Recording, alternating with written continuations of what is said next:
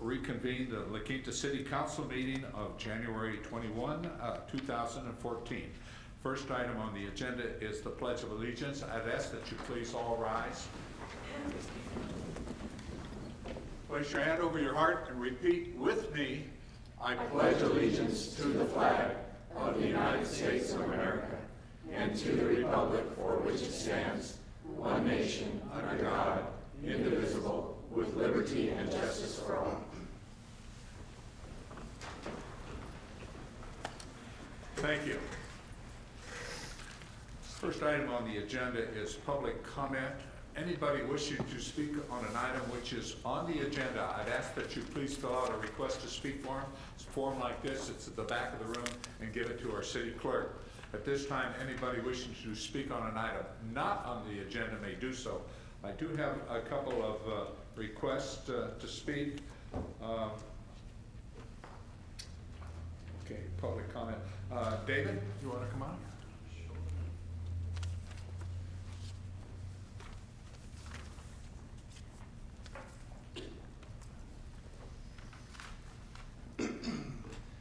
Good evening, Honorable Mayor and Council members. I'm here to give you a quick update, and I apologize about my voice. I had a little condition going, I don't know what it is. A quick chamber update over the last few months. We've had a busy couple of months. We completed our map, and that came out just last week, and so I've got copies of that for you. We've also been working on the Humana Challenge and the kickoff breakfast. We had about 125 folks at the breakfast on Tuesday. Mayor opened it up, greeting everybody to the city and kicking off the Humana Challenge. And then following that, the rest of the week, we worked the information booth. We had several of our chamber members come down, pass out and distribute their information to all the folks at the Humana Challenge, and it was a great success. We also got our 8th annual card show coming up this weekend. I invite you all to come out and enjoy. We'll have over 150 cars this year. It'll be our biggest car show ever. I know we started small and we've gradually grown every year. This one should be the largest. We've got about 100 car reservations right now. We generally double that with the day folks that drive in. And then lastly, I'd like to invite you to our 5th annual Taste of La Quinta in Old Town. It'll be on March 1st, and I have a rack card for you. And at this time, I'll take any questions. Any questions, David? No. We thank the chamber. They did an excellent job, and hopefully you got some people that came by and joined the chamber. Yeah, we did actually get a couple people that wanted to join and get additional information, so it was very successful. Good. Thanks, Dave. Should I leave these with you? You feel better. It doesn't hurt. Just Sounds like it hurts. Lori thinks that's a good. Okay. Thanks, Dave. Stephanie Kerr.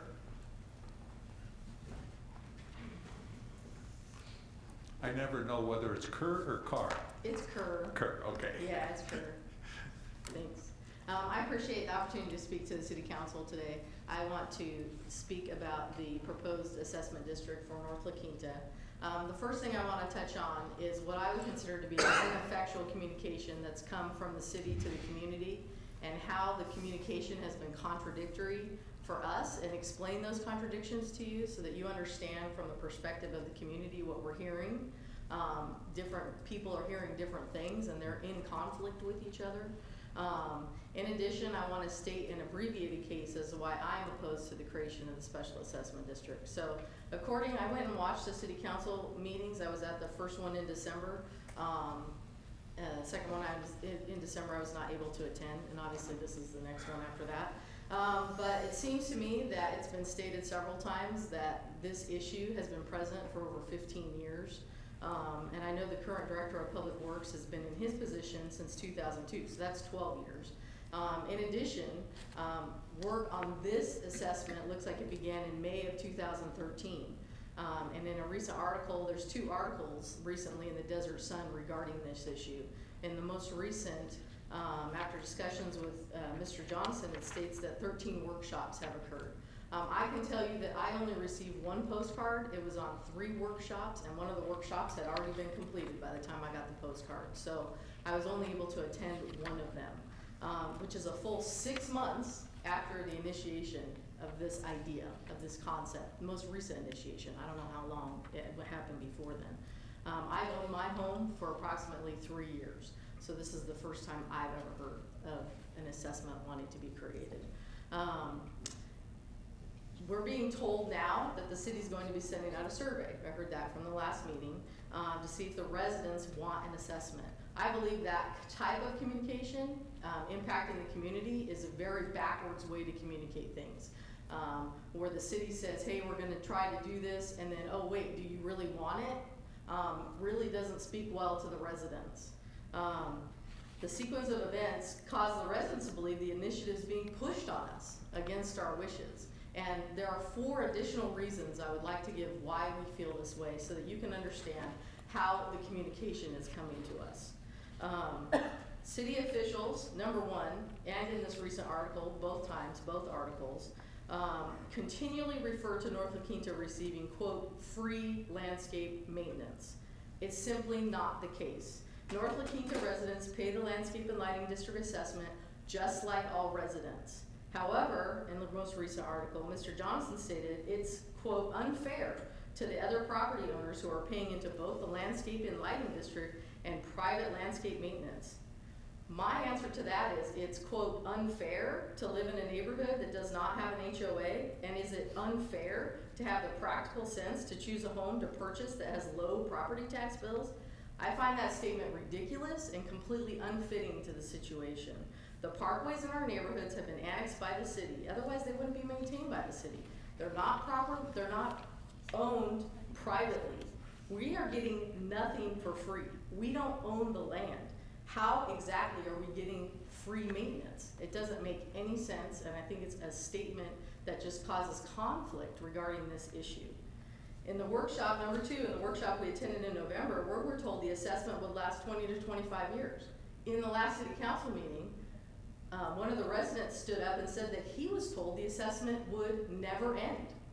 So we have no idea how long this thing's gonna last, and each resident's being told something different, depending apparently on what workshop we went to.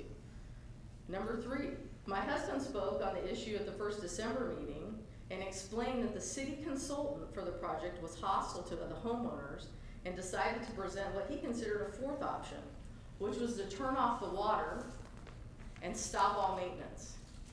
But at the last city council meeting, Mr. Johnson said that didn't happen. So either my husband's lying or he wasn't there when it occurred, okay? And my husband isn't lying. This is what the consultant told us. And the city hired this consultant. The city is responsible for what happened for this communication. And it was very upsetting. It did happen. It's not a figment of our imagination. And number 4, at the last city council meeting, Mr. Johnson stated that 3 options were presented to the residents. And while that's true, what he didn't expound upon is that only one option was discussed in detail in the breakout groups. And that option is what was recently referred to in the last meeting as the Cadillac option. $481 per household, a $12 million bond issue. And even Councilmember Henderson got sticker shock on that at the last council meeting. Very expensive. The only option really presented in detail. Okay, the other ones were mentioned, not detailed. Okay. After the meeting, that's the workshop, we left understanding there was really only one option, and that was the Cadillac option that the city, not the residents, had decided to pursue. The communication on the project has done nothing but anger the residents. And while it was stated that not everyone from the workshops was against it, I can truthfully say not one resident from the workshop we attended was in favor. In addition, not one neighbor that I've discussed this with, and there have been several, is in favor. The city needs to maintain these parkways, yes. And in the December 13th Desert Sun article, another resident, Mrs. Maddock, stated she believes the city's forcing the homeowners to get on board by letting the area landscaping go. I am possibly in agreement with that statement. Governments have consistently used what we would call the Hegelian dialectic, right, to fabricate prices, to push an agenda, and make those people involved think a solution was reached by consensus. We're not falling for it. We're against this. If there's a problem with the current landscape and lighting assessment amount, complete an analysis, restructure the fees. Please stop going to the newspapers and pushing the agenda that we have no interest in approving. This part is important to me. I have been 15 years in project management and never have seen such ineffective communication on these issues. We need dates. If a survey is going out, when is it going out? So we can look for it. We have had a problem receiving mail. That has been discussed with the city council before. If we have a date, when to expect these things, we can make sure that we've received them. It's basic. It's basic project management. When is the vote? The vote has changed. When we went to the workshop, it was gonna be within 3 months or so. Now, we read in the newspaper, it's gonna be in November. What is it? Once again, conflict. We don't understand. The communication has been very, very poor, and it's just creating problems, okay? Also at the last city council meeting, it was stated that the opposition to this is just the stirring up, quote, stirring up of one individual. I gotta tell you, you couldn't be more wrong than that. There are several residents who are independently minded and yet still opposed to this. We've set up a website in opposition to this. We're handing out flyers, we're walking neighborhoods. There are several people who do not want this. There are several comments already on the website that is opposed to this. So this is not one person. This is several individuals, several, that I know of. And those numbers keep growing every day as they post and they subscribe to the website. So I want to thank you for your time and ask if you have any questions of me. Any questions of Stephanie? No, it's not on the agenda No, or discussion. we can't discuss it. That's fine. But we appreciate your comments and that. We'll take it. Thank you. Okay, thank you. Okay, anyone else wishing to speak on an item not on the agenda? Seeing none, and then we'll move on to confirmation of agenda. Any changes, additions, or deletions by staff? No. I would like to Kathy? make an announcement relating to closed session item number 2. During closed session item number 2, and this is the closed session that relates to the city's litigation against PH Ranch and Arch Insurance, the city council voted to approve a settlement agreement with Arch Insurance to settle that litigation. The motion was made by Councilwoman Henderson, seconded by Councilwoman Evans, and it was carried unanimously. Once the settlement agreement it has not yet been executed by Arch, but once it's executed by both parties, it will be available in the city clerk's office for review. But basically, under the terms of the settlement, Arch is going to pay the city $250,000 for the completion of on-site and off-site improvements. Thank you. Thank you. Okay, council members. And it carried unanimously. I can't remember if I said that or not. Council members? No. Okay. All right, we'll move on to presentation. The first one is La Quinta Middle School Bell Award. Anybody handling that? I don't know anything about it. Maybe. Okay. Well, all right, we'll move on to the second one, and that's the public. Are they aware of this presentation? They were. Okay. I don't know. All right, the second one is the Public Works Award from the American Public Works Association. That one we have.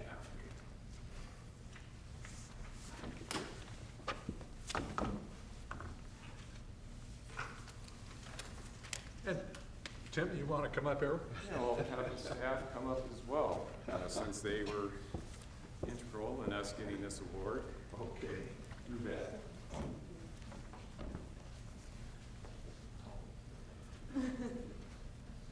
Or Public Works Department. Part of it. Part of it, yeah, not all of it, but part of it. Okay, on behalf of the City Council, it is my pleasure to present this plaque to our Public Works Department. This award recognizes the city's 2013 Student Outreach Program and is given to the Southern California chapter of the American Public Works Association. In 2008, the City of La Quinta Public Works Department established a student outreach program inviting La Quinta High School students interested in pursuing a career in public works to attend. This program continues to grow, and in May 2013, 11 students from La Quinta High School, Palm Desert High School, and Desert Christian Academy participated in this outreach program. It is a very unique opportunity for these young people to have a hands-on experience in a potential field of study in public works. Tim, I'll ask you to say a few words, but Sure. congratulations on behalf of Thank you, Mayor. your whole department and that, and part of them is here. And that's great. Very good. Very good. As the mayor mentioned, as part of National Public Works Week, which is every May, we started this student internship program where we have high school students that have an interest in math and science and want to come and learn what the city does. Spend a few weeks, 3 weeks actually, in our Public Works Department. They get to work with the maintenance staff, going out in the field with James Lindsay's crew. They get to work in the office. Tommy Sanchez shows them how to issue permits. Amy Yu goes over some of the responsibilities that we have during plan check. And then they get to go out during construction and with Leonard St. Salver and Brian McKinney and learn what goes on out in the field. It's a 3-week program. It's grown in popularity, as the mayor mentioned. We had 20 applicants this year, and we had to cut it down to 11, and we, of course, give the seniors priority, but next year, hopefully, the juniors and the sophomores that apply will come as well. So I think it's a really good program, and we're working closely with La Quinta High School, but we also had some students from other high schools, so it's a good program, and forgot to mention Maria Casillas organizes this whole thing so that the kids know where they're supposed to go. So that's the program, and it's our 5th year being recognized by the Southern California chapter of the American Public Works Association, so it's a big honor for us as well. And it's always my pleasure to welcome them and to congratulate them. Okay, thank you.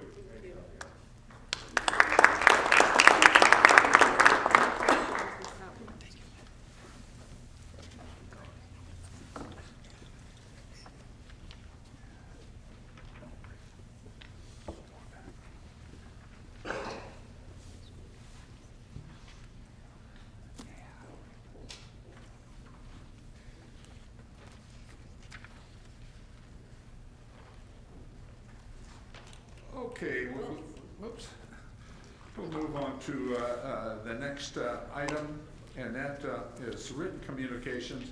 I'm going to bring something up and more of a verbal communications.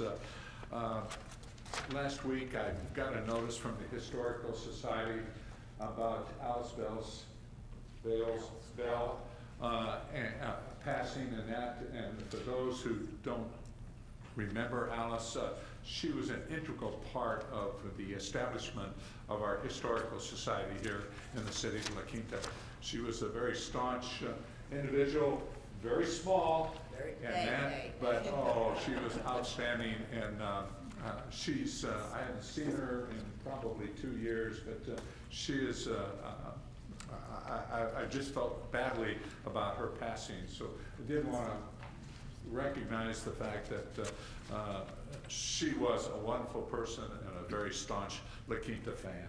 And so we're sorry to see her passing, and her family, we send our condolences. Actually, Mary Alice Bell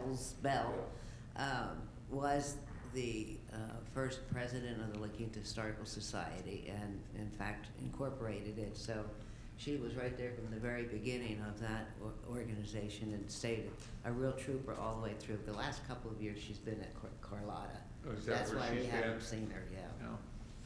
But wonderful lady. She always liked to, when we went to functions, ask me to dance, and she came up to about my belly button and that. But No, you don't have a wonderful belly lady. button up here. Well, it's down here. Yeah, that. Okay, we'll move on to approval of minutes of December 17th. So moved. Second. Moved in second, please vote.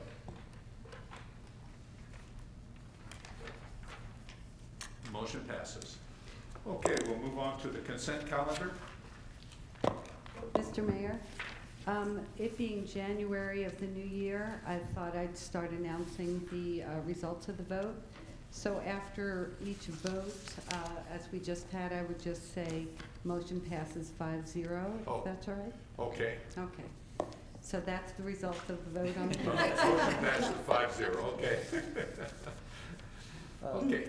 If I can, Mr. Mayor, in regards to the consent calendar, I've got a couple questions on a few of these. Didn't need to have any of them as a business item per se, but just a couple questions on some of these if I could. Okay, please. And some remarks. The first one regarding the Desert Sands Unified School District Joint Use Lease Agreement for that lighting. I think that's a great addition to have that lighting come in there. Would have liked to have had it in for this year's baseball season coming up, but I think that's gonna be a great addition over there. The next item, item number 9, regarding the acceptance of $100,000 from the State Supplemental Law Enforcement Services. I wanted to ask Lieutenant Walton to come up if he would, please.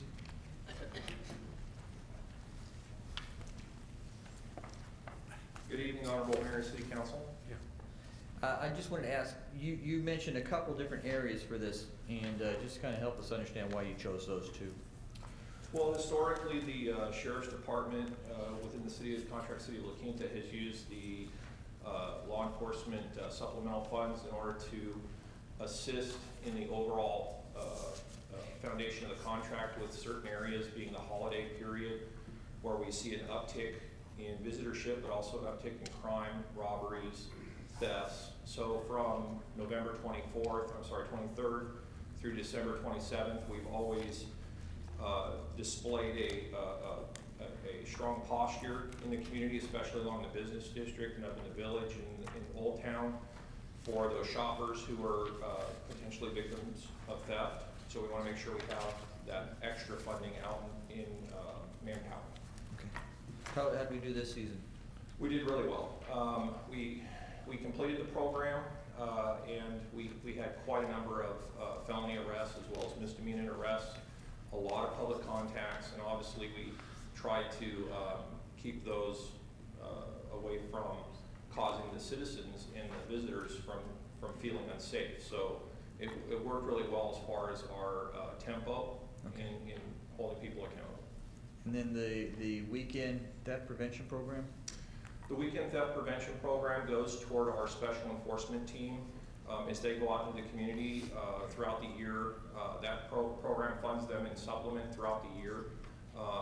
As an example, we had some robberies that had occurred. We're able to utilize these funds when those sporadic rashes of something will come up, and we can deploy our staff in surveillance mode as well as special enforcement mode, trying to mitigate that problem that has come out of nowhere. Great. Okay. Thank you. That's all the questions I have. This is a special fund that comes out of the state that's going to pay for this. It does. So it doesn't come out of our budget. Right. Right. And will this be police officers brought in from Riverside County, or will it be our officers that are assigned here anyways, working overtime? It's for the La Quinta police officers to supplement their normal duties above and beyond what the contract holds for them. Okay. To mitigate any new crime that they're facing, and they want to take it. Yeah, I guess my concern was that the officers would be familiar with the city of La Quinta, rather than bringing somebody in from Riverside that's never been in the city before, and to know not where the problems areas are, but certain areas that need to be addressed. Absolutely, Mayor. Okay, Great. thank you. Mr. Mayor, I have one comment on item number 13, and that's the change order for the roundabout. And just based on staff report, it showed design errors in terms of survey inspection.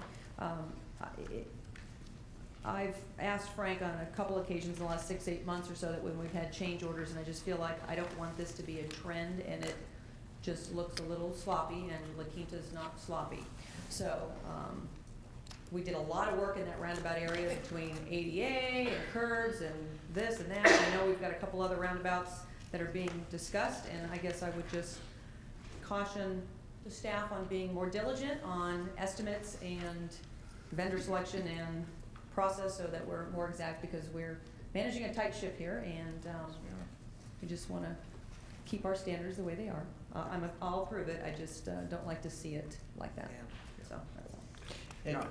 And in that vein, item number 11 talks about the new bridge to be coming up on Dune Palms. And I'd like to have that design come to us before the funding is finalized. I mean, we've got great funding. They've done a heck of a job getting the funding with that, both federal and hopefully CVAG. But there's issues there for the kids from high school and someday CV Link. And I'd like to look at that, you know, when the design comes before it is finalized, that we have a chance to take a look at that. And we can talk, you know, the budgets and everything to make sure. Let's have a few other things. I thought you said you were done. No, sir. He was down with number 9. Yeah, that one. Item number 14, the restrooms for La Quinta Park. I think that's a great idea with all the kids out there for soccer. And hopefully that will be in place in time for soccer season for all the kids and parents that are out there. Let's not leave 14 yet. Okay. I guess I have a little concern there, safety-wise. You hear about assaults and that in restrooms and things like that. And I always worry about the constant maintenance that is required, plus the security within those restrooms at times. And that, I don't know, I just threw out talking to our city manager this morning about it, and I said, have we really looked at it and determined that we're willing to pick up the maintenance on it, we're willing to do whatever is necessary to secure those restrooms during play so that nobody gets assaulted in one of these restrooms? And have we looked at both aspects of the thing? Would it be better to maybe during the season utilize porta potties and that? You know, they're not the nicest thing in the world, but they do what they're intended to do. I'm all for the restrooms and that, but I'm concerned about have we really analyzed, you know, just exactly what we're doing in this area and that. I'd like to see them go in, but I'm concerned about this. We're at. Edie? Yes, let me speak to that a little bit. First and foremost, the AYSO asked us if we would consider adding additional restrooms out there. We did think about the porta potties, but being across the street from the high school, there's just a lot of vandalism, and we would need to have those porta potties out there for 5 months because it's an extended period of time for the season. But So you've looked at it. we have looked at it. We currently have restrooms there. We've never had an issue, and we handle the maintenance on it. So it's really expanding the level because we have so many children playing. Right. Oh, So and that's really the no question that it's needed, and I'm all for it. But I just want to make sure that we understand the direction we're going in. We certainly do. We talked a lot about it, and we spent quite a bit of time talking to AYSO about it as well. And that recommendation actually came from them during our community meetings, our community outreach meetings last year. Okay, so we're comfortable in the fact that we'll be able to handle the Yes, sir, situation. we will. We certainly will. We'll take good care of them. Okay, Thank- thanks, Edie. Edie, and they're in close proximity to the existing building, so That's it's right. just Yeah, right adding next to it. That's 5 right. more stalls or whatever. Exactly. That's the Yeah. plan. I think Because it's they're great, made, they yeah, seem for well those kids and maintained. families. I've been out there, yeah. One last item is item number 18 regarding IID and the waiving the underground wiring requirements. It looked like in the map that's a relatively short distance between those two. And just to get a better understanding why we're allowing them to waive going underground. Well, as you know, we rarely see these requests come forward because we are very diligent on making sure that undergrounding is basically exhausted. In this instance, I need to provide service to the northeast of that substation.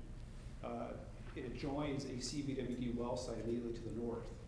And there is a provision of distance that's needed for safety to not have electric transmission lines underground next to water lines that are in existence. So CVWD would not grant IID the opportunity to go underground at that location, and they hold the property ownership. Okay. So they had to go above ground. There was concern by one neighbor, Mr. Naziak, who lives immediately across the street from it. He initially contacted us. We then subsequently followed up with IID. IID has met with Mr. Dasiak out in the field and has been reported back to us that he is in agreement or concurrence with. They did move the pole further to the north. They were able to go closer to almost the northeast corner of that substation. So there's quite a bit of other infrastructure you see before you actually get to this new pole that was added in. But what's been reported back to us is that everybody's in concurrence with it, and therefore we brought it forward. It was really, the only other option was infeasible, and that was really having to wrap it. You basically have to go to the west, out to Washington, and as you know, that's an elevated portion of the street. It really became an infeasible option for them to go another direction with that. Okay, thank you. Have we talked to the property owners there, or what their feeling is, or what we're taking what IID has told us, rather than us verifying that the property owners have been notified as to what was going on?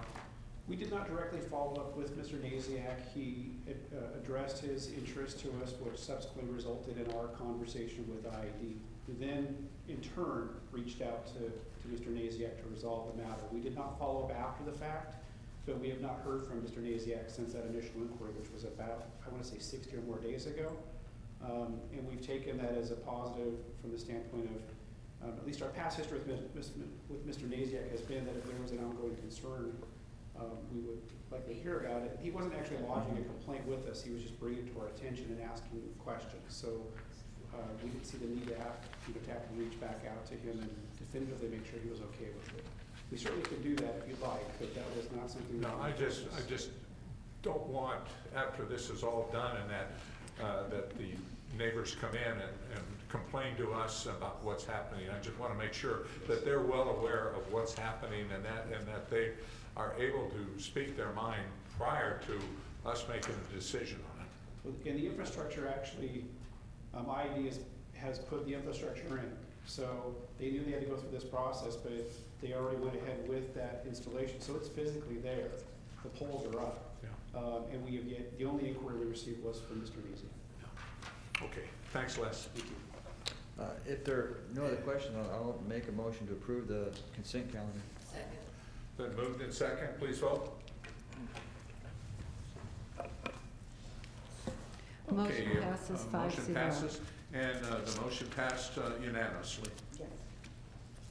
I'll try and remember, Susan. Oh, okay. This is All right. new. Okay, we'll move on to our business session. The first item is set a special joint meeting of the City Council and all city commissioners and board members for January 29, 2014 at 5:30 p.m. at the La Quinta Library. I have a problem that night, by the way. I thought we already did that. Okay, we'll need to find a date that works for the majority. And either- we're flexible. Yeah, either Tuesday night or Thursday night is fine, the 28th or the 30th. I can't do the 30th. I mean, I won't be here for the 30th, so. See, the library's building, right? The The library. We've done it before where we have the meeting at, say, 5 o'clock, and that the planning commission meets that night, and they can just continue on. Yes, we can do that. Tuesday? The Tuesday, yeah, the 28th. Yeah, I can do Tuesday, the I can do 28th. Tuesday. Councilmember Franklin? I don't have my calendar right in front of me, but I'll make sure it happens. Okay. Yeah. Okay, so will it be 5 or 5:30? How much time do we need? Yeah. Mr. Mayor, if I could just bring it up, we could change this, but we are already committed to have a special joint meeting of the ALRB and Planning Commission at 5:30 on Tuesday. Oh. Shane, It's a follow-up on an item from last summer regarding design, and we certainly could change it if that's the only date that works, but we are currently scheduled for that at this time. Well, at least we'll know they will be there. Because they've already been scheduled.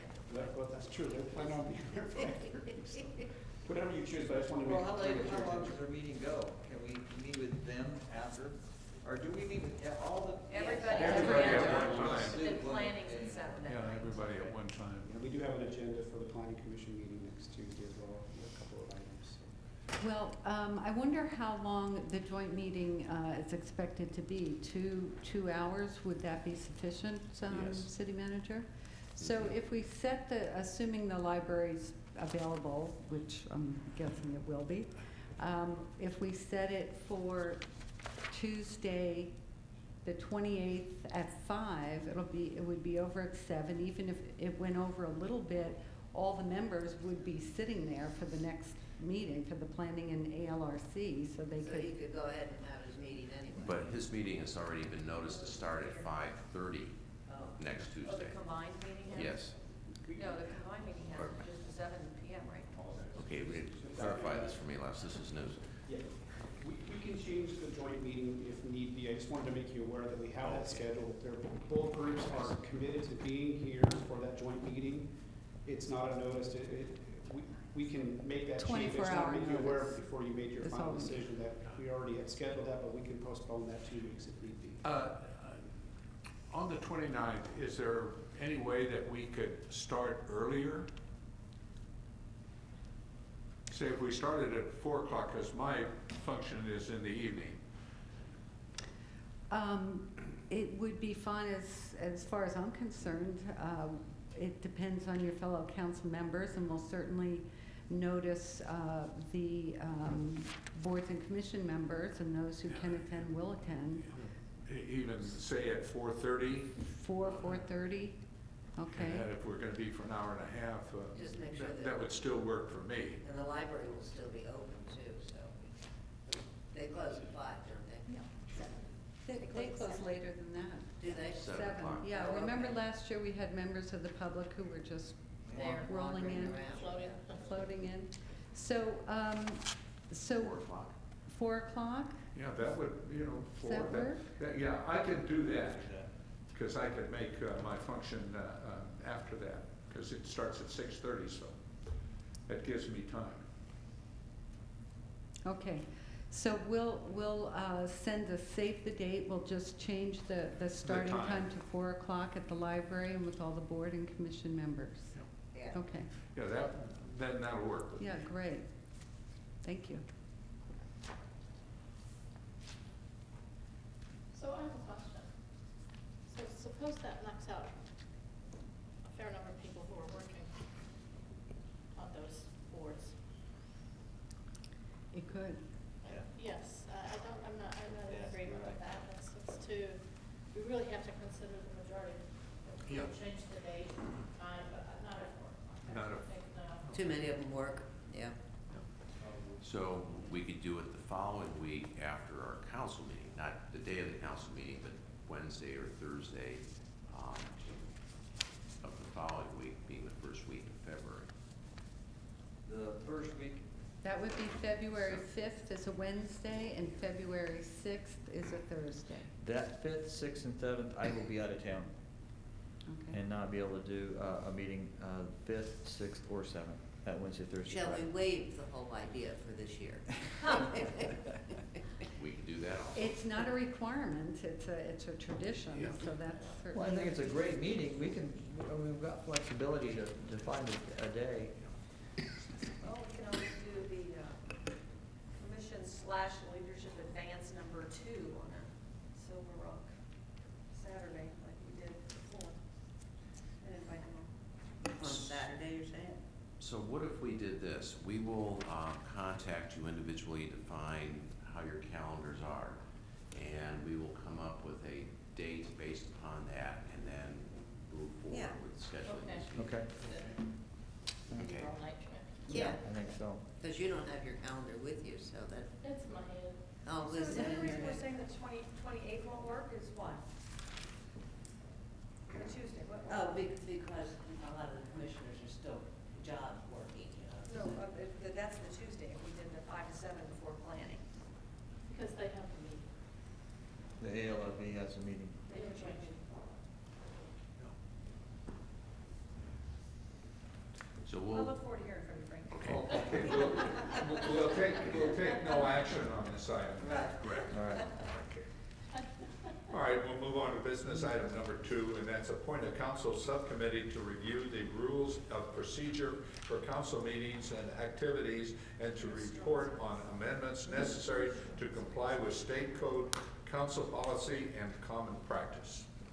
Need a staff report? Mr. Mayor, honorable council members, periodically you have reviewed the rules of procedure. Generally to something has come up and caused you to focus on one clause or another. However, in reviewing the entire document, it's apparent that it's been 18, 19 years before the entire document has been checked against state code and our current practice. In doing so, I found that it was quite out of date, that many state codes have been amended and changed over the years, and our rules of procedure have not kept up with that. There are also many provisions that are just policy or practice that is subjective and up to you as a council to decide. And in the past, in looking back, I saw that at one time you set up a subcommittee to review the rules and to debate the different, not the state codes obviously, but to debate the different practices and policies, and then bring that to the full council, because it could be quite time consuming to debate each item here on the dais. So I thought that would be a good recommendation this time, to appoint a subcommittee of, say, 2 council members. It wouldn't be very time consuming. I think maybe 2 hours would do it. All the research has been done, so it's just a matter of your preferences and your thoughts on different matters. Okay. Let me ask a question. Who would like to serve on it? Well, you got a volunteer down there. Christie, okay. Yeah, but I need a friend. Okay, I'll be your friend. All right. Okay, Christie and Linda, okay. All right, Thank you I'll very entertain much. a motion. I'll make a motion that we ask Councilwoman Linda Evans and Christy Franklin to this subcommittee. Second. Okay, now there will be other people on the subcommittee, aren't you having some? To represent the city council on the subcommittee. No, Okay. but it'd be Yes. staff members. Yes. Yes. Yeah. The staff That- members technically are not on the subcommittee, otherwise it can't be an ad hoc committee. So, you'll have staff that will assist the committee, but they Okay. will not be on the committee. All right? Okay, there's been a motion, second, please vote. Motion passes, and let it be known that the motion passed unanimously. Okay, we'll move on to business session number 3, and that's select council members of City of La Quinta representative for various local, regional, and state committees for 2014. As we've said in the past, anybody have any ideas that they want to change or not change? Are we comfortable with what we're doing? One question I had, in regards to the CVAG Executive Committee and the Sunline Transit Agency, Chrissy, you're the alternate on both of those. I didn't know if that was a mayor pro tem or just, all right, good, it's all yours. Just appointed. So I'd is like there, to keep mine Yeah, I'm fine. without adding. so if there's no changes, then Mr. Mayor, there is one. Generally, you do it separately, but we have it listed here, and we might as well add it to the annual assignments, and that's for the Civic Center Art Purchase Committee. Last year, it was council members Evans and Franklin. So instead of bringing up another staff report in a month or so to do this, if you'd like to appoint 2 now, I'll make that note and we'll be done with it. yeah. I have a problem with those dates. I may not be here, Okay. so you have to So- exclude me. Okay. I'll do it. If she's allowed, how about Lee and Jerry? Yeah, I'm fine, yeah. Okay, Thank you Okay. very much. all right. Otherwise, I understand all the committee members will remain the same? Same, yeah. Okay, I'll entertain a motion. Okay, I move approval Is there official wording? I move approval for the representatives to serve on various local, regional, and state committees for calendar year 2014, with the amendment of the Civics and Art Purchase Committee to include Terry and Lee for the year 2014. All others remaining the same. Do I hear- And that's a motion and a second, please vote. Motion passes. Let it be known that the motion passed unanimously. Thank you. Okay, we'll move on to item number 4, and that's approved professional services contract with Next Level Informational Technology, Inc. for interim finance director services. Staff report? Mr. Mayor, I'll be giving that report. As you're aware, unfortunately, Robin Bird, our finance director, resigned in the early part of January, last part of December, and basically has left the city as of last week and has become the administrative services director with the city of La Puente. As such, we went out to determine how we could fill this position on an interim basis.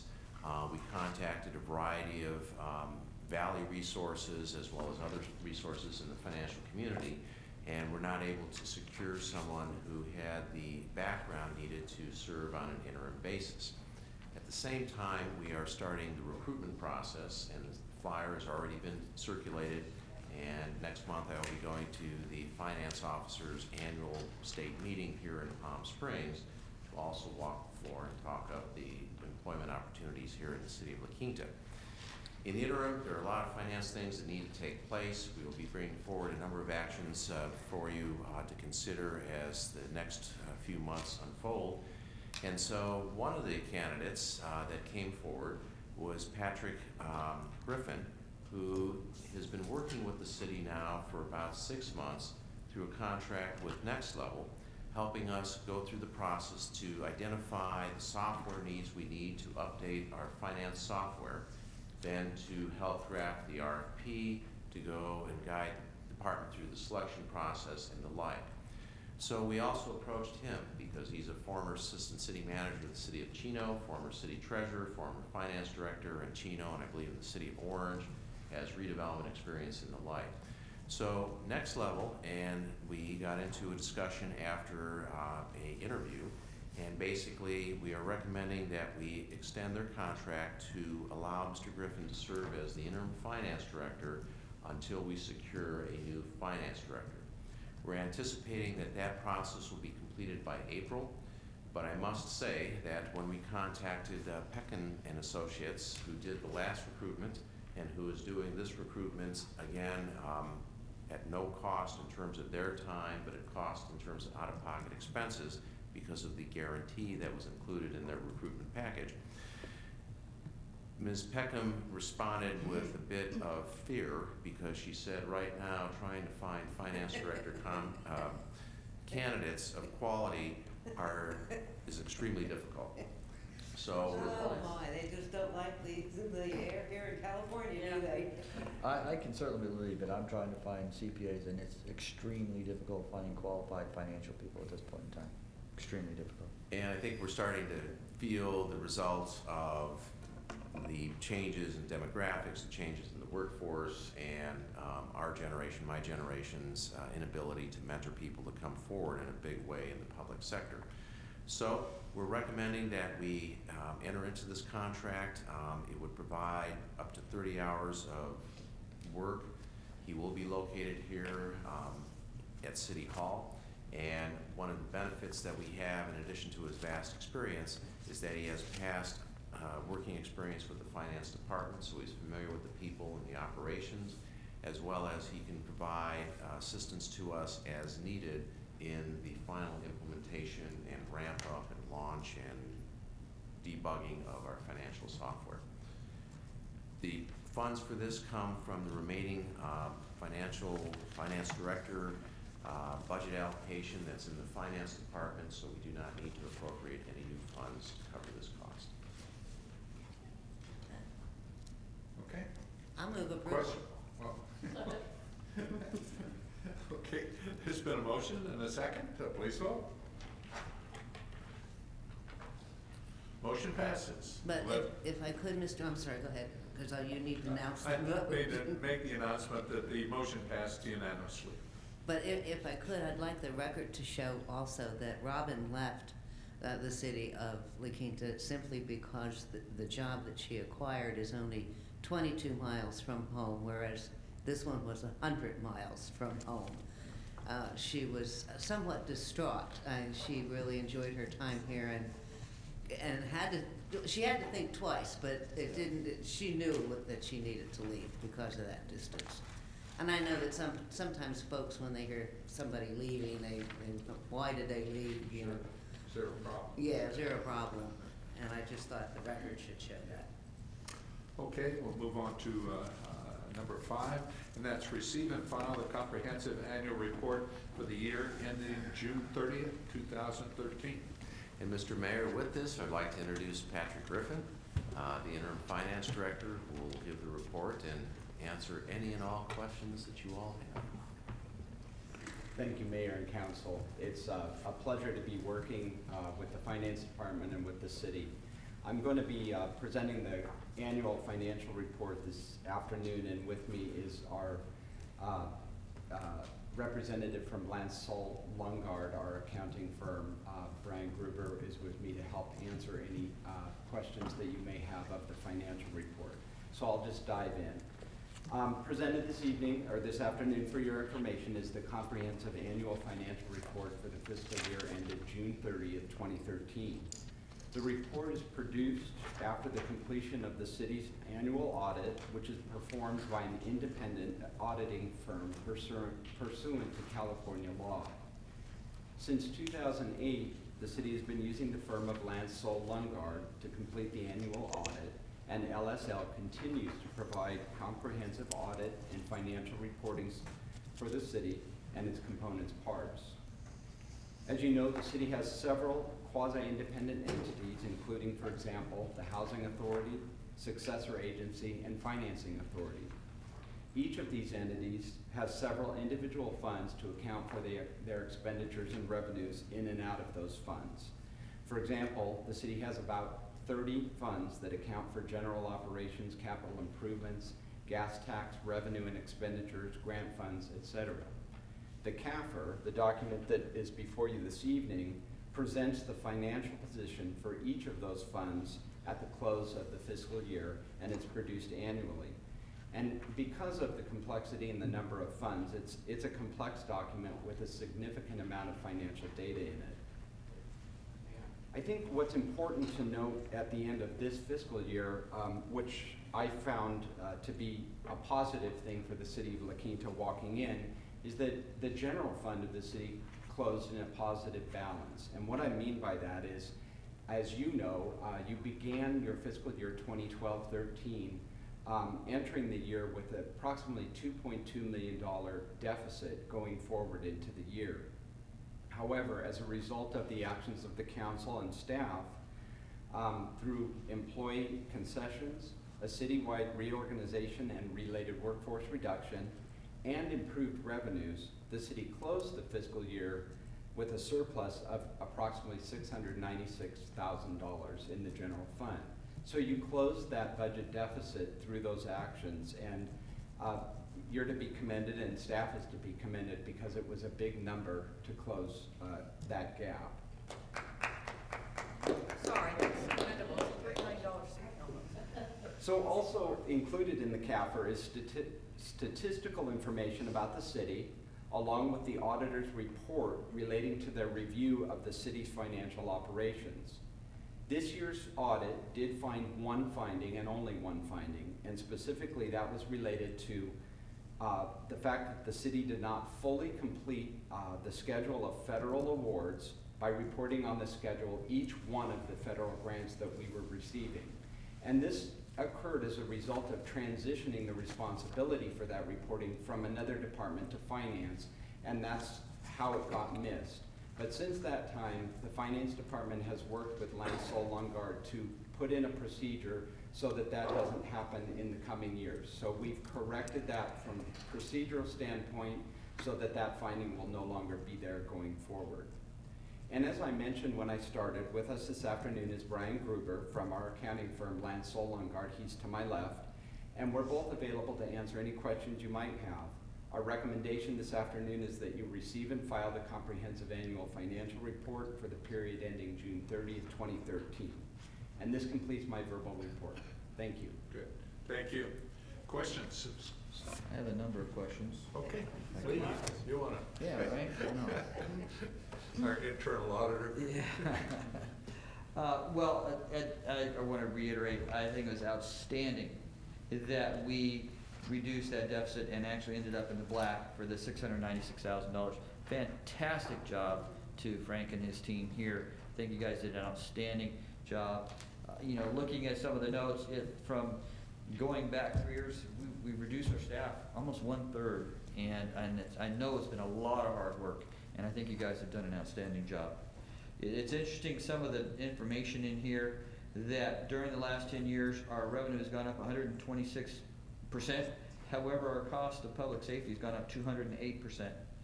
And we discussed that at the budget time, you know, that it's bigger, it's a bigger and bigger portion of our overall general budget. And we'll have some challenges there, I'm sure, come budget time again. But I think these are all good things in here. I've got a couple of questions as we go through here. You guys can give me a little bit of time to go through this. There's not on every single page of the 165-page document, but a few. Give us your page number. Okay. Some of my questions have already been answered. On page 12 of their report, in talking about the fund balance, the general, on that schedule you have there up above, general fund, you have committed general fund of $20,407,000. In that, is it included the $18 million we set aside for emergency funds and cash flow funds? Yes. Okay, thank you. I was hoping that was gonna be your answer. And, the next one, in talking about long-term debt, and, we talk about our lease obligation for $71,000 with our copier. With the changes going on in municipal finance with the loss of the RDA, do you see, I guess for both of you, do you see more cities incurring debt for major purchases such as this, or like, a street sweeper or things like that, versus in the past, we just wrote a check, but I don't know that we're gonna be doing that in the future. Thank you, Council Member. My experience, I'll give you my experience, and then I'll let Brian weigh in what he sees in other communities. My experience has been the organizations I've worked for have typically paid cash, so to speak, for items when they could afford to do so, rather than incurring any type of financial additional charges or fees as a result of a lease purchase. But that's just one person's experience in two organizations, so I'll let Brian weigh in. There you go. Yeah, no, I agree. I think it's really a case-by-case basis of whether the city plans to do that or not. Over the last few years, most cities, such as, are not issuing new debt for projects, but mostly refunding existing debt due to favorable interest rates. So that's kind of been the trend of the last year or so, but it's kind of on a case-by-case basis. Right? Okay, so a definite maybe. Okay. Can we assume, though, that the policy that a city adopts or generally goes by is one of the philosophy of the city council? Mm-hmm. Absolutely. Whether they believe in having it one way or the other, and then that is. Because I just think that's something we're gonna have to be looking at going forward, versus we haven't had to in the past. Right. And with the state taking the funds. Another comment I wanted to make is under economic factors, again on page 15 on the bottom, the unemployment rate for the city of La Quinta is only 5.6%, and that's outstanding. Yeah. I just think that's fantastic, and the thing we can do to keep it there is great.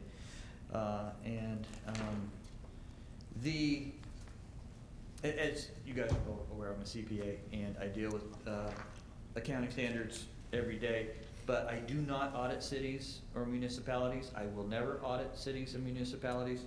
I understand, you know, these rules, government standards are of their own. I would just, in your meetings, please allow them to draft these schedules for the benefit of us that read them, that don't understand. I mean, there's schedules in there I don't even understand. And this schedule on page 18, statement of activities, I have a hard time understanding exactly what that is supposed to tell us. But in your meetings, I mean, we're our own worst enemy, the CPAs, because we draft rules, Lord knows why. But please keep that in mind, that these are for the benefit of the user, being the city council. Then, Well, we're, Report done. all right, what does that statement tell us then on page 18? Okay, well, look, CPA's answer. Well, Okay, the well, statement's Statement of intended to activities. represent the city's, you know, as a consolidated entity, its revenues and expenses summaries, and its, you know, effect on net positioning. So it starts with all the expenses incurred, and it looks on a functional level of what revenues were to pay those expenses directly, and then general revenues at the bottom, which would be like property tax and such. The way it falls to the next page, it's a large schedule, yeah. Because I was trying to tie that to other schedules regarding our budgets, and I couldn't. Yeah, because this is a consolidated approach, not shown on a fund level basis, and also it's on a different basis of accounting. So this is actually on a full accrual basis of accounting, and the city, you know, operates its books on a modified accrual basis, so the general fund is reported actually on a different basis. So there's reconciliation schedules which are shown, which reconcile the differences between all the funds to this statement. well, that makes me wonder if the statement in and of itself just needs a new name. The statement Could be. could be fine, but maybe it needs a new name. Because I was trying to look at, you know, this as compared to the budget that we passed, and the budget revenues and the budget expenses. And, I mean, it comes down on that page 19, I guess that is our, positive fund balance is 699 million, if that's the right term. It's basically, that's what it's saying, yes. Yeah. It's different terminology because of the basis of accounting, but that's basically what it's saying. Okay. Yeah, Okay. these statements are actually governed by the Governmental Accounting Standards Board, and any deviation from this format actually would be a modification of our opinion on the financial statements, so it's not really allowed to modify or alter these. That's what I figured. I mean, you know, you have these standards that require certain types of reporting, Right. and they lose perspective on who actually uses them, so they're good for the user to understand. You know, does this report put a good light on our city? I guess it does in the sense that our positive fund balance of $699 million is a very positive thing, but it's hard for me to use it to help. On the next page 21, in the middle, you have unavailable revenues of $36,318,000. What is that? These are, there was a new standard that came out this year and changed the reporting requirements for the city, and actually created this new balance sheet category. You know, previously assets minus liabilities equals fund balance. Now we have new things called deferred inflows and outflows. And this is because the Governmental Accounting Standards Board looked at it and said there are really certain things that are really not assets, they're really not liabilities, they're these other things. And so that's the intent, to try to make it more. These Give us other an example things. of the. Well, Yeah, can you give us an example? For example, certain assets that are, certain things that are related to future periods. For example, this particular is unavailable revenues. And what this is revenues that are accrued but not available within the reporting period to spend. For example, you know, certain revenue might be accrued, okay? And if on a modified accrual basis, those monies are not received within 60 days, which is the city's policy, those amounts are going to be deferred and reported in the next period. So we wanna take those out and show those not as part of the statement, as part of fund balance, because they're not available to be spent. So we have accrued revenue of 36 million This is pertaining to, for future use. what that's pertaining to is a large portion of the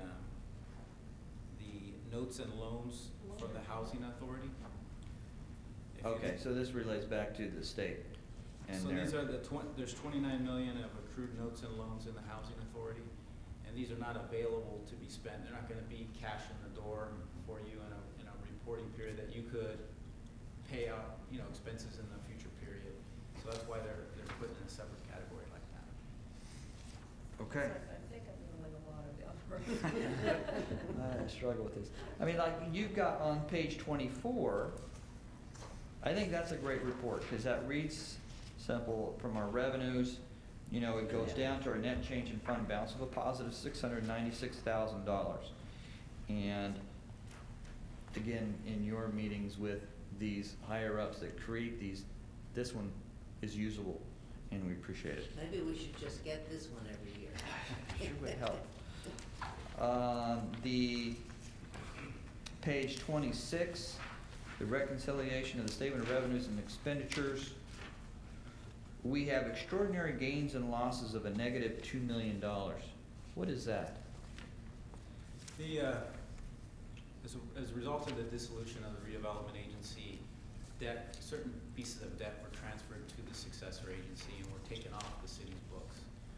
As a result of Department of Finance rulings, certain debt was required to be put back on the city. It was a USDA loan and a Provident loan, which were not considered allowable to be paid with, successor agency money, and so they went back to the city, and so it was treated as a reversal of last year's extraordinary item and treated again as an extraordinary item. Okay, interesting, okay. On page 27, the budgetary comparison statement by department. And that's an interesting report, giving us the original budget, the adjusted budget, and then the actual final amounts. And then that column, the variance. So we've got a couple of big variances. And I wanted to go over just a handful of those so we have a good understanding of the impact of some of the changes that we made from a staffing and others. For example, on that page we have, I believe it's management services had a savings of $227,000. Correct. Is that from staff changes or? And I'm going to defer to the city manager, but I would expect that all of those large variances that you see, positive savings, are going to be reductions in staffing as a result of your reorganization. Okay. And, because like below under fiscal services, we have negative 109,000. Yes, fiscal services went over their budget. And I believe you're aware of this, fiscal services did not have any staffing reductions in their department during the reorganization. And I believe you went through all of them during that time and they did not suffer any reductions. And in fact, they did go over, and I noticed that myself. Okay. And that was because of the demonstrated need for improved systems and services with the new finance director coming off the RDA and all that it took to transition. Okay. And then staying on that, I'd like to thank the police department for saving us $547,000. Thank you very much. Appreciate that. And then, and fire as well. Thank you, saving us $492,000. We appreciate that. And, but down under public works, at a negative $327,000. Is that staffing? And this is the category, Tim, for you, maintenance / operations street. The budget was in the area of $39,796, and we expended $393,000. So streets in 12-13. Apologize for putting you on the spot. I'd have to look at that, get back to Okay. you. I don't know off the top Probably of my head. right-of-way landscaping. I think it has to do, I do think it has to do with the lighting and landscape. Well, it might be signal related as well. Yeah. And I'd say construction management went over, but I'm sure that's Adams Street Bridge and the construction management we had over there, the challenge we had on Adams Street Bridge. It's interesting, Lee, you're going through all the details. I look at the bottom line, and the bottom line is a very positive thing when you're Yes, it saving is. that kind of money. You bet. And I just, worry about surprises that come about, and as other cities around here have had some big surprises, we certainly don't want any. But I do want to, on pages 31 and 32, 31 and 32 regarding Silver Rock. Silver Rock in itself, net change in position was a negative $468,000, but that included a depreciation charge of almost $490,000. On the next page, page 32, it shows a net increase in cash from the operations of Silver Rock of $1,956. Fantastic. Yes. Yeah, great. So, as the public says, we were losing money at Silver Rock, no, actually, it showed a positive cash flow of almost $2,000. So I'll take it. Yes. That's for operating. No, but that's good for the operating side. Nicely, thank you very much. I'll take that on Silver Rock. You bet. Yeah, some of my questions have already been answered. Regarding employee benefits, and there's a couple of things here. One on page 54 regarding change in long-term liabilities. We have the OPEB liability, other post-employment benefits liabilities, increased by $116,000. And I asked Frank about that, and we are assuming that is because of the golden handshakes we made in the reduction of staffing previously. Is there any confirmation of that? Ian, I see the number here, the addition that you just referred to, and Brian is getting to it on his PC here. Do you have any notes on that? Yeah, footnote 15 provides additional disclosure on that liability. And- Yeah, it's gonna go to 15, 13 and 15. And what it's a result of is, the city has a actuarially determined annual required contribution in order to fully fund the level of other post-employment benefits. That in relation to actually how much it contributed to the plan resulted in the increase in the liability of $116,000. So if you take a look at the note 15, it kind of further explains it. That's on page 62? Correct. And Okay. what that's basically doing is it's recognizing its proportionate share of that liability slowly over time is what it's doing. Okay. A question also on page 55, talk about, the credit rating. The city's credit rating increased to an A+, which is outstanding. But you have this NPFGC. What is NPFGC stand for? In the middle of page 55 it talks about the credit rating. Standard of strength rating on Raised it. ACVB. Any guess on what that stands for? No, but it's important. Very important. I'm just curious. Who But we is it? like What is them it? because they Google it, Lee. Yeah, I'll Google NPFGC. We're and see gonna what- find out and get see what back that to you and stands let for. you know what it stands for. Thank you. The next question, going back to pages 61 and 62, regarding our defined benefit plan. Recently in the paper, it's been charged the city of La Quinta has underfunded its pension by some $7 million, which is an estimated 21% increase over the previous year.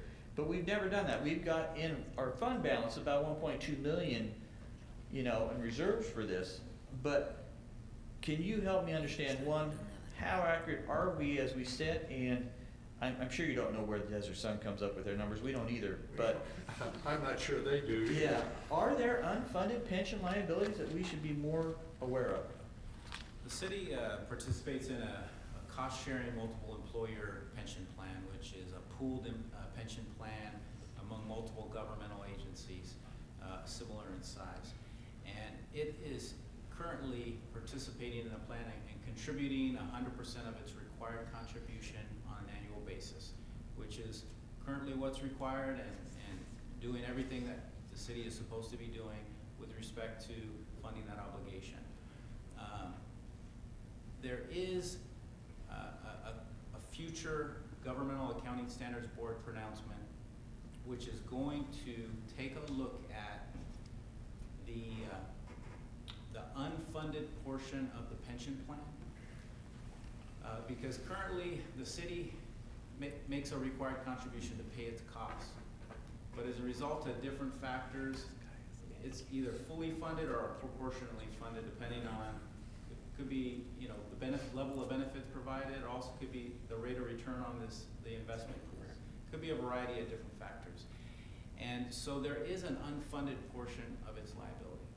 However, the city participates in a cost-sharing plan, so it doesn't actually really have its own direct unfunded portion of that liability.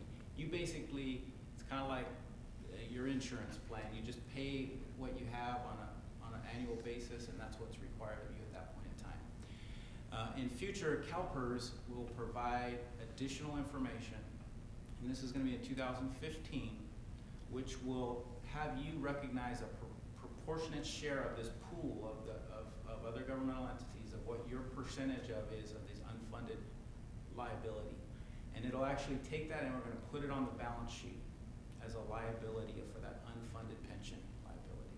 And so that's going to happen in future years, and there's going to be more reporting that you're going to see in the coming years to make it more transparent and clear of what that amount truly is. But currently, the city is doing everything what you're supposed to be doing, and paying 100% of what you need to pay. And actually, as a cost-sharing plan, you can't pay more, actually. And I'd like to add a little bit to what Brian said. Based on my experience working with other cities, I can tell you that the press is interested in my opinion, in having a story to tell. And so they will take your employee pool and literally calculate out, based on their own guesstimates, how long a person is going to work there, how long they're going to live after they retire from your organization, etc. These are things that CalPERS does. They're called, and I know you know this, actuarials, that CalPERS does on a regular basis. But members of the media and the press go out and do their own calculations and have made predictions about how it will go. So I think it's important to know what Brian is saying is we're making our contribution to CalPERS, the annual contribution that they're telling us we're to make. There are discussions about, is there a gap in how much is in CalPERS and how much the city of La Quinta may need in the future.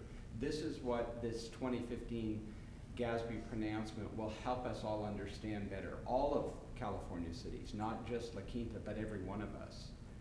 So I would caution the council that a lot of it is just kind of making some calculations on the side that may not have anything to do with La Quinta's specific actuarials. And as you know, you can't predict what's going to happen with an employee, how long they're going to be here, how long they may survive after they retire from here, etc. Those are just Yeah, and that's what the actuarial does. I mean, that's what Exactly. they do, and that's their job to estimate that liability based on estimated longevity of our retired employees. But I mean, our unrestricted fund balances is only a bit more than $5 million. correct. So if there is some potential of a $7 million liability, I'd like to know, and I'm sure we'd all like to know, prior to the day it's due. Correct, and I understand that. Well- And one of the things I would say is that just over $5 million is the general fund, your employees are paid from several different funds, not just the general fund. So you have to look at the whole picture of where your employee base is funded from. The 5.9 is the general fund reserve. But it's a good point you make. You need to be prepared. And it's not something that I want to be sitting here 2 weeks before you have to take some action on it. So this is something that our accounting firm is aware of, is coming in 2015. They're keeping us up to speed on what the implications may be, and we will be bringing you information well before that point of what it will look like. It's very important to note that this will have no impact on your general fund.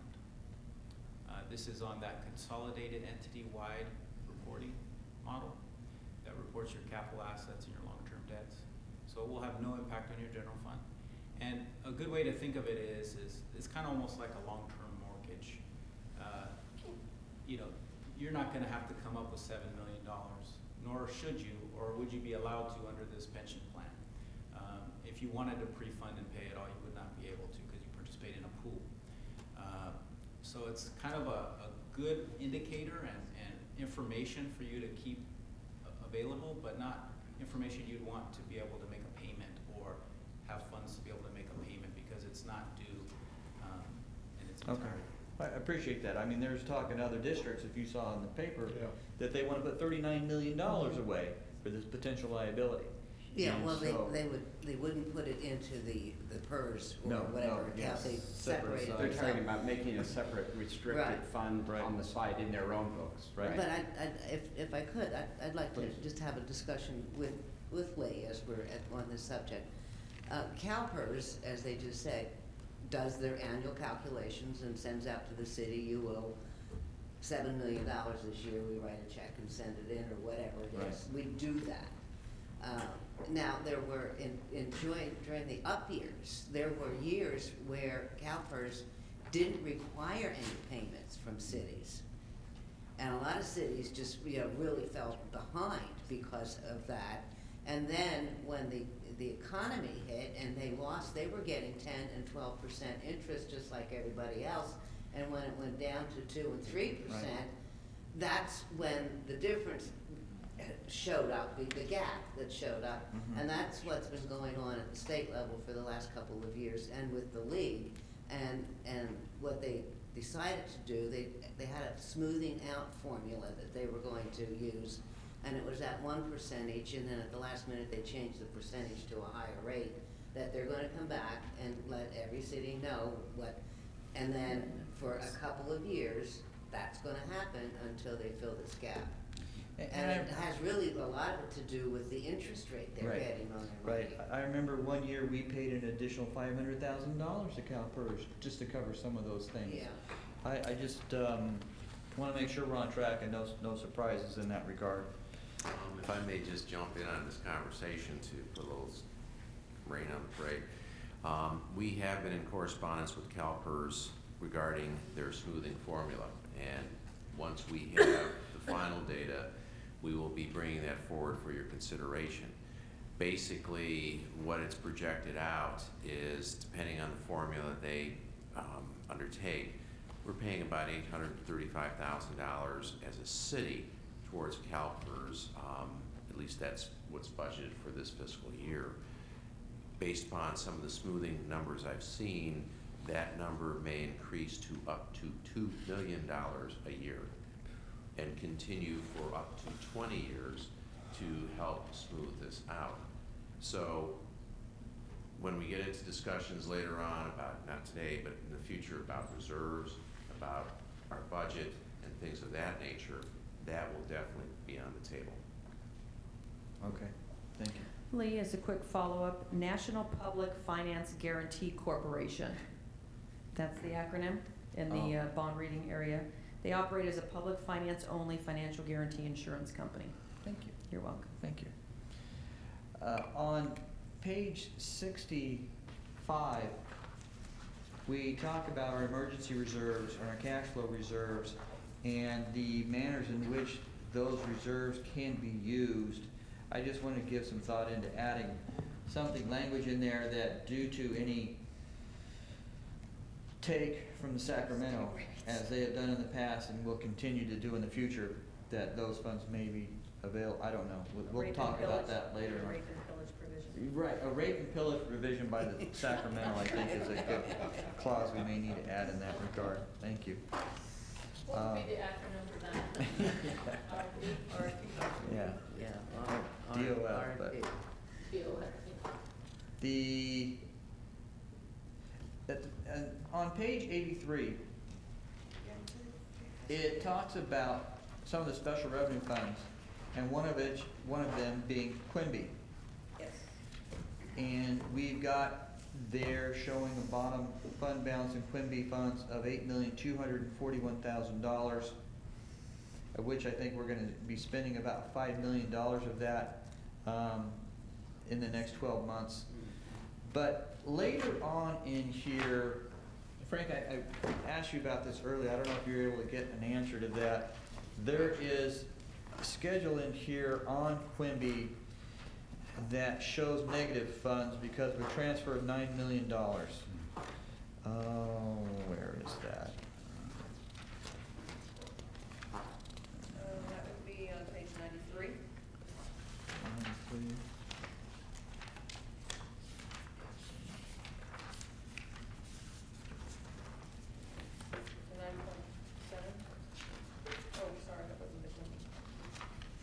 Wrong page? I'm sorry, is it transfers?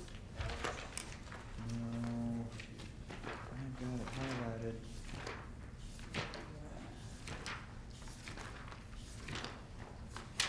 Sorry, everybody, to keep you waiting.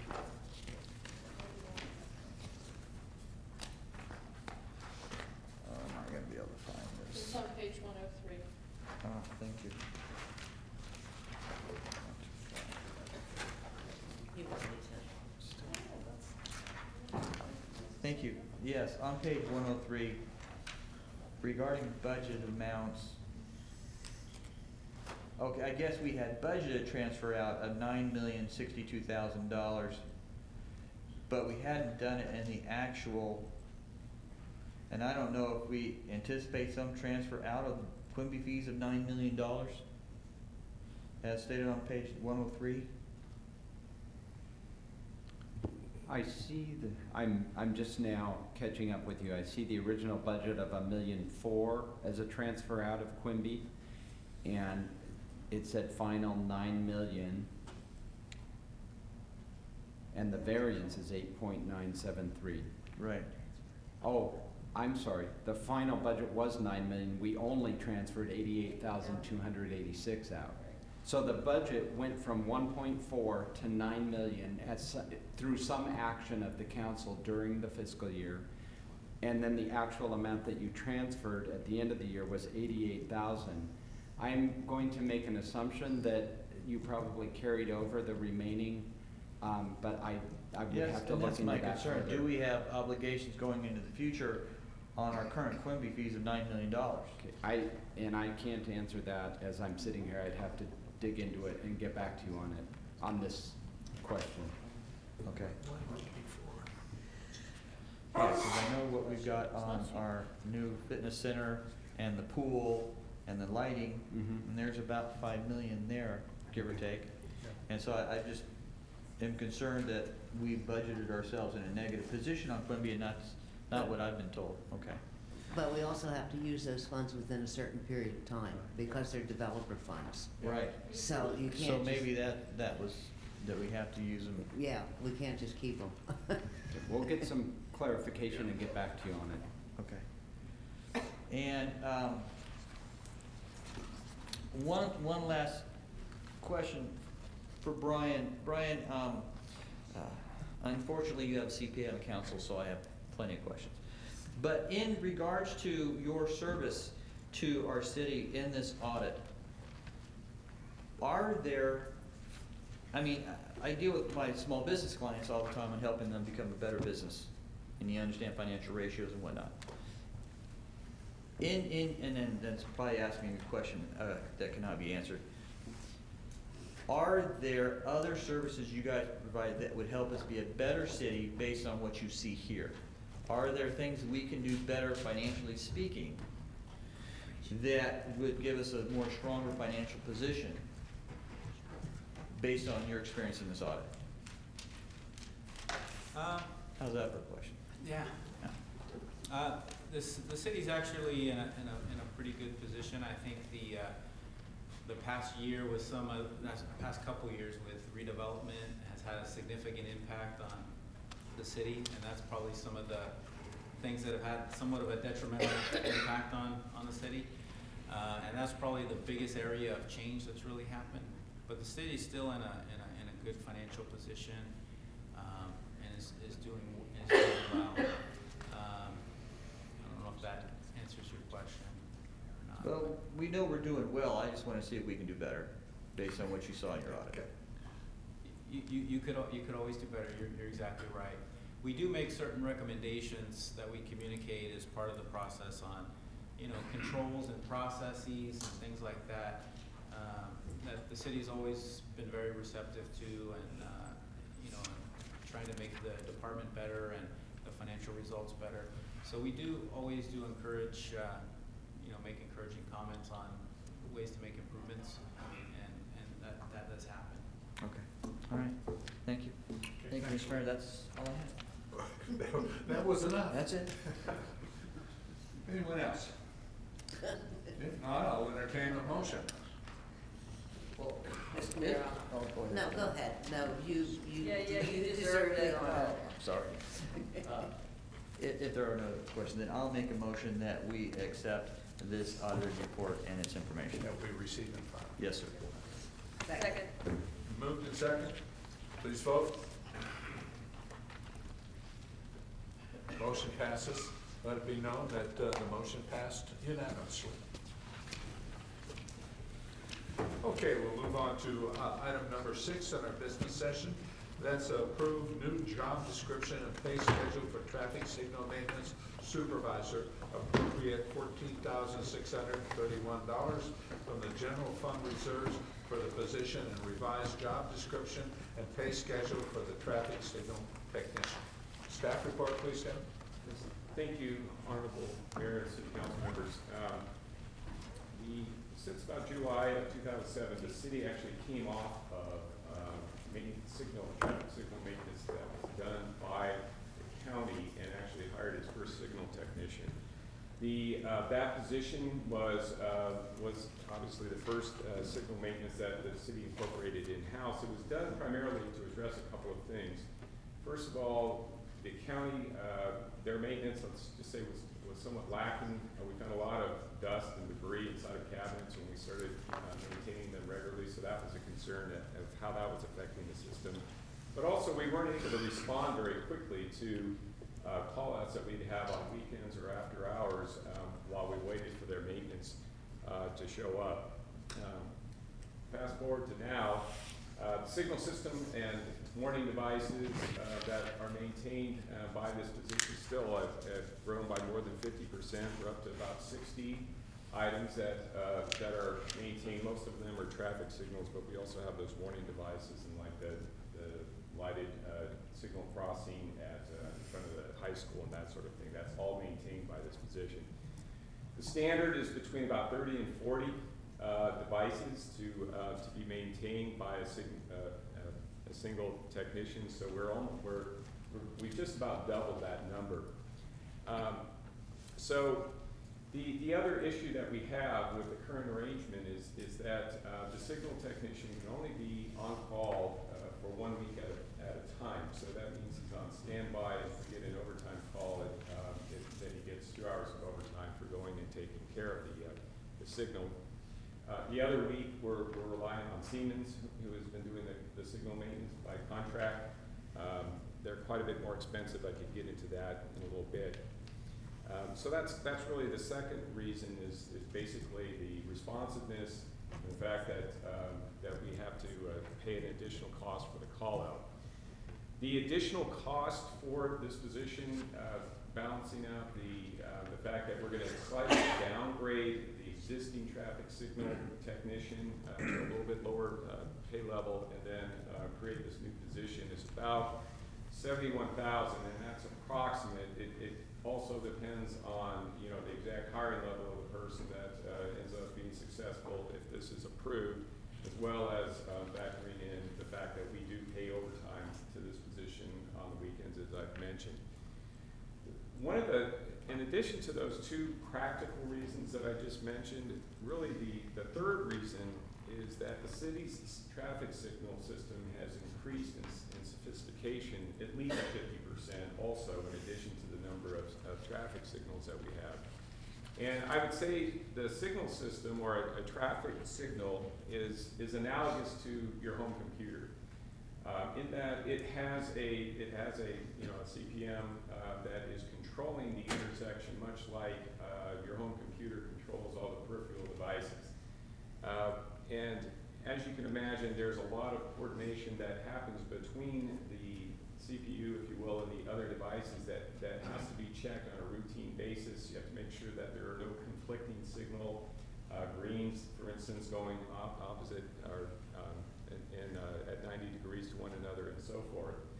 So, so there's that part of it, is just the regular signal maintenance. And then the other part, which again, I'll use the computer analogy, is that the talking between the signals is what really makes it powerful. It's similar to how your computer interacts on the internet, in that it's able to basically become part of a larger system and coordinate its efforts. So, so this third reason for doing this is really to be able to take advantage of the technology that we bought when we've done these upgrades to our traffic signal. It relieves some of the time of our contract signal, our contract traffic engineer, Nazir Lalani, to work on the operations rather than the maintenance component of it. So with those three items, I think it's warranted to move to a higher level signal technician position that can also supervise the existing signal tech. And so with that, I'll conclude my staff report. I'm here. Brian McKinney in Engineering Services, who this position reports to, as well as Nazir Lalani, are here to answer any questions. Mr. Mayor. Thanks, Jim. Questions of staff? Yes, Okay. go ahead. No, go on. You got there first. No. So with this, we'll have a supervisor and a tech. Yeah, that's correct. The position. We brought the tech on in '07, but now we need a supervisor. So really, you're asking for an appropriation of $14,631 to kind of get to that position. But the reality is we're approving an additional staff member at the tune of about $71,000, not counting benefits, for the coming fiscal years. That is correct. And will this, based on the ranges that are being proposed, somehow will blend in the class and comp process that is underway with the team? And will that still fit that job requirement as we move forward with that potential transformation? Yes, we believe so. Okay. So we're adding staff, basically, is what we're doing. Right. And is it a tier 2? It's at least a tier 2. It might be a tier 3. I don't know that that's been determined by HR. I'd have to defer to Terry. Oh, that hasn't been determined. And I do recognize from your presentation that there is a certain amount of technical ability that this person has to have. And I not only recognize it, I appreciate it. Wish I understood my computer. But at any rate, once you have that down pat, I mean, it's not like, does he go to school once a year to learn additional, because if you look at the overall, the staff report is indicating approximately $105,000, and that's, of course, with salary and benefits. But basically, that's a heck of a lot of money. I mean, is this the going? Obviously, you wouldn't bring it to me or to us unless it is the going rate. But the going rate going forward, as I see it with the communities and what has happened, is going to start coming down. And are you seeing this as something that's coming down? Well, To answer your first question, this position requires a certification level 3 from Econolite, which is our signal manufacturer, and the existing position only requires a level 1. The class, it takes at least 3 years to get that certification, just because you have to continuously take the tests and get the upgrades, because as with computers, Econolite brings out a new controller module, every 2 to 3 years probably, and if you start getting the newer models, you need to know what the functions are. So I know that I believe that the trend on this type of position, much like really technical jobs elsewhere, mechanics is another, car mechanics are another one that are seeing a rise. But I think it's going up. I don't know if Nazir has any trends on signal technicians that he knows of as far as salaries, how that's working. And I guess come on up, Nazir. While he's coming up, do we have other supervisors or most of our supervisors hourly where there's an overtime factor? And why wouldn't this be an exempt position at that rate? So if he's on weekend call, like the rest of you all are, there's no overtime expended. Well, I mean, we could look at that. It still falls in the area of the maintenance area, which typically the only position that has been considered a manager is the maintenance manager position. So we haven't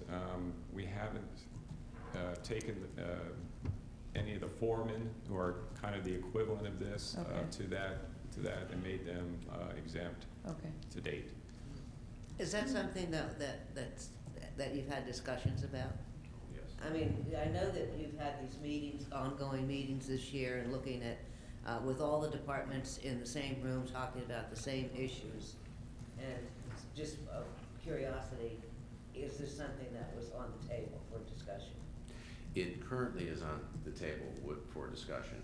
What we did is our first action was to take all the positions that currently exist at the city and move them to certain bands. We're now going to the second part. We have the salary information based upon the surveys. The executive team will be receiving that information next week. We just got it in latter part of last week. I'm going to be sitting down on Thursday to go through that. We're going to go through that with the executive team. Then the third aspect is getting into negotiations, because some of the current classification, since we haven't adopted a new piece, has exempt and non-exempt status. So if we're going to move employees to be exempt from overtime, that's something we need to negotiate with the association.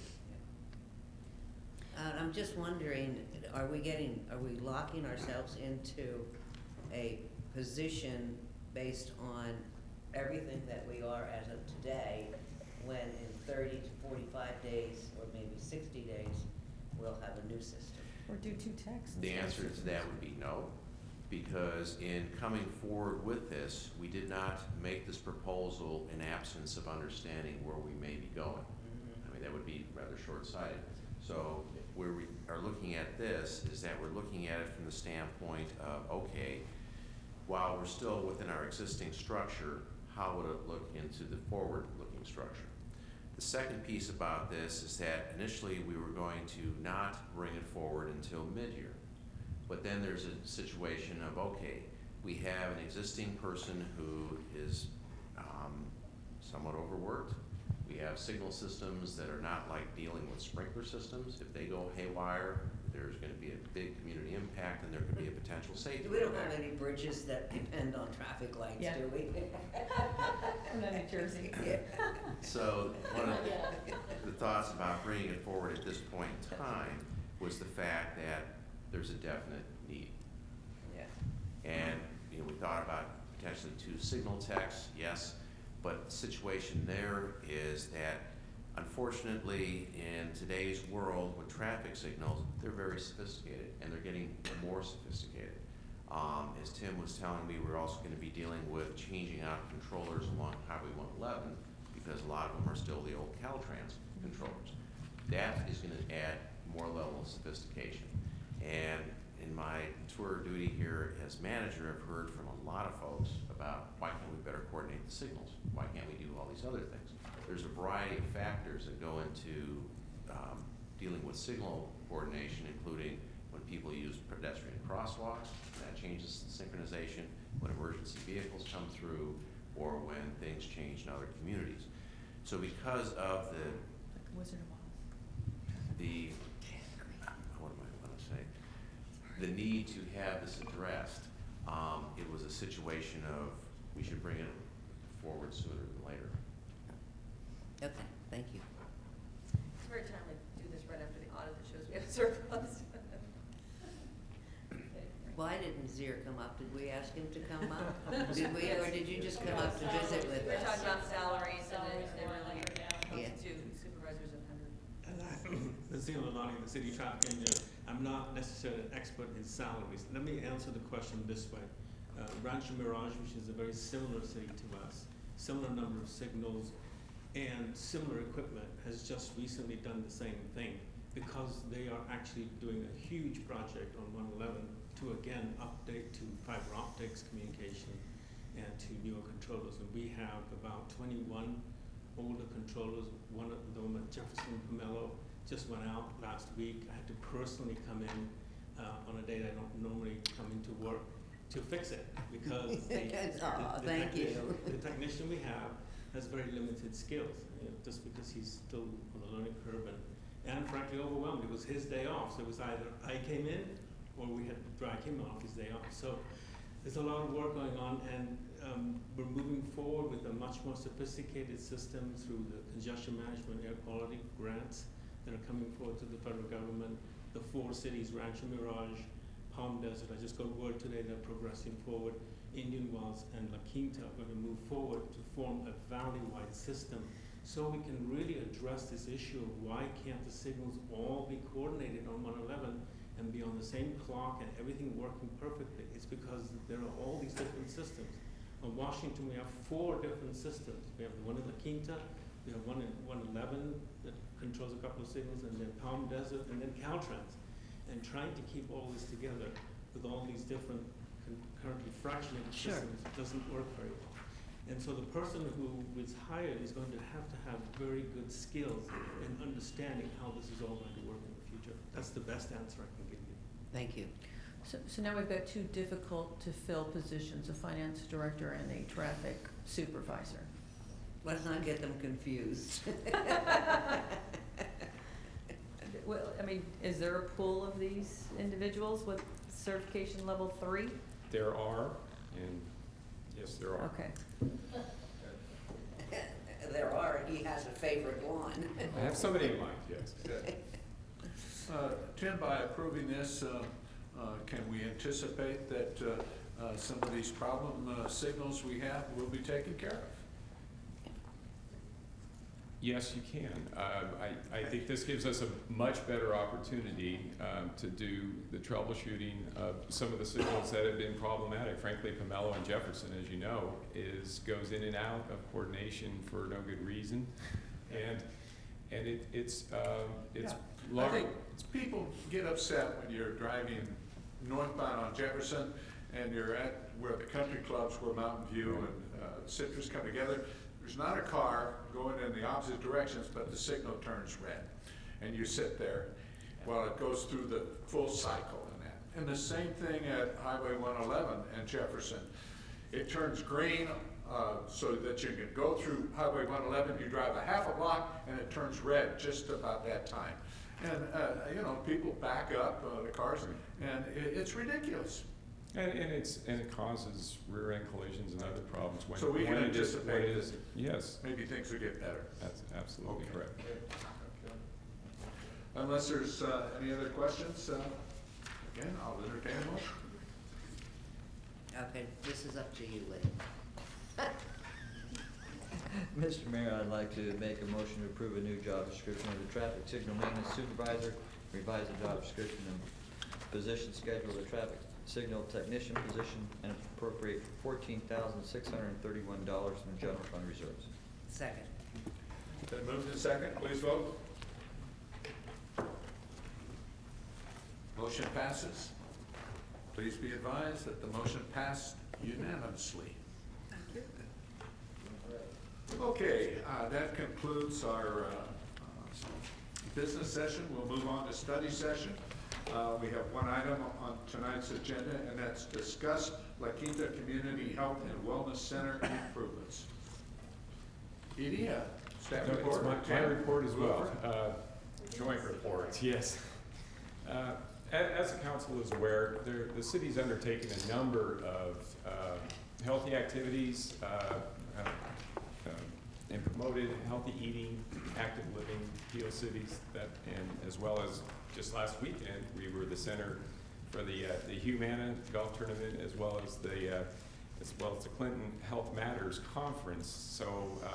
So we are in the center of healthy living in this city. To that end, the city council approved an RFP, and we hired last month, actually it wasn't last month, it was November 17th, under a design build contract, Deck Wall Construction, to expand the existing senior center into a community health and wellness center. That expansion, we'll get into in a minute, but basically was to provide better programs and new programs that could be used in the larger classroom facilities. We'll have a new fitness center that basically augments the one that the city participates in over at La Quinta Community Park.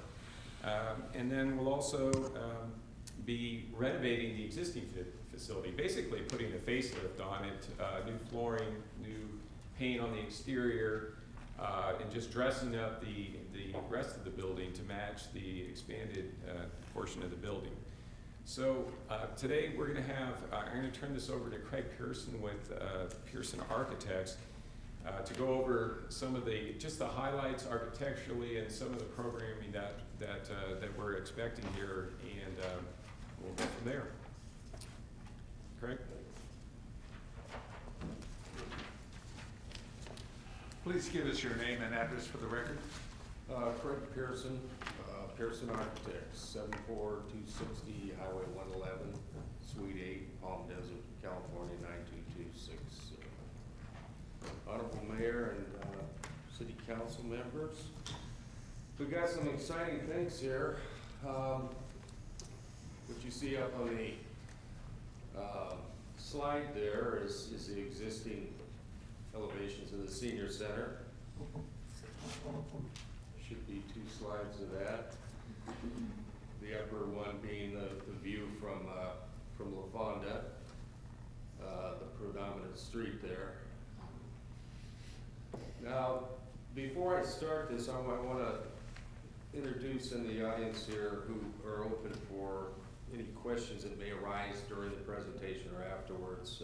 We have Jesse Frescas from Doug Wall Construction, and we got Kristen Herman from Herman Design Group, the landscape architects, and we have Jessica Robertson from Kaplan Construction, who will talk a little bit about sustainability in the project. So what we have on this first slide is the existing site plan, and the lighter colored red roof area is the existing building as it is today. The darker red colored roof area is the expanded roof parapet around the new addition. And the copper colored rectangle you see up right there, that is an elevated clerestory roof element, which we'll talk a little bit further when we get into the elevations, but it's going to allow some natural ventilation and lighting into the fitness center. For $180,000. Correct, and it is columnless. There's no columns that are coming down, so the entire 2,800 square feet becomes a large open volume room, very similar to your museum. Library. Yeah. I think we can go to the next slide. This is the proposed floor plan expansion of the senior center, incorporating the aspects of the new learning rooms, the fitness center, computer room, and aerobics. And I think as Tim had mentioned, the existing portion of the building will receive all new finishes. Flooring materials, paint, lighting will be changed out to LED for energy efficiency. There'll be Wi-Fi throughout the entire building and the renovation or expansion. New furnishings will be in the hospitality area, which is the center portion right next to the reception area.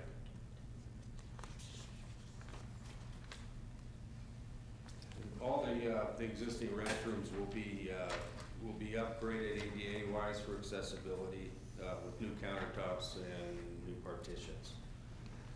The new portion of the building, we have a new reception area, which actually is a kind of a command post visually of being able to see the rest of the expansion. That particular area up there, adjacent to the outdoor patio, we're going to consider or call it a promenade because it's a very important element that leads you from the reception down to the fitness area. We have glass to the outside of the patio area, bringing in a lot of natural light. And when you check in at the reception, you're going to see and you're going to hear the activity happening down in that fitness center. So we feel that's a very important link. The other hallway is an expansion to the existing hallway that gets you back into the new expansion. And as you go down that hallway, that's this hallway on the south, correct, right there, we've taken the existing bathrooms and demoed the whole facility there, and we've built them back to accommodate the required fixture units needed for the entire expansion. So you have men's and women's brand new restrooms there. To the right of that, we've established about 300 square feet roughly of storage space that will be associated with the fitness center and the aerobics room, any sort of equipment repair or storage or apparatus needed for those two different room areas. If we jump over that hallway, we've got a leisure enrichment room and an art room to the left there, right there, with a dividing wall so that the two spaces can be opened up and combined to approximately 1,100 square feet of activity area. Now, if we hop into the fitness area, this area is roughly 2,800 square feet with its circulation, and it's a state-of-the-art facility with proposed techno gym machinery that works off a smart key device so that users can keep track of their own particular pace and conditioning.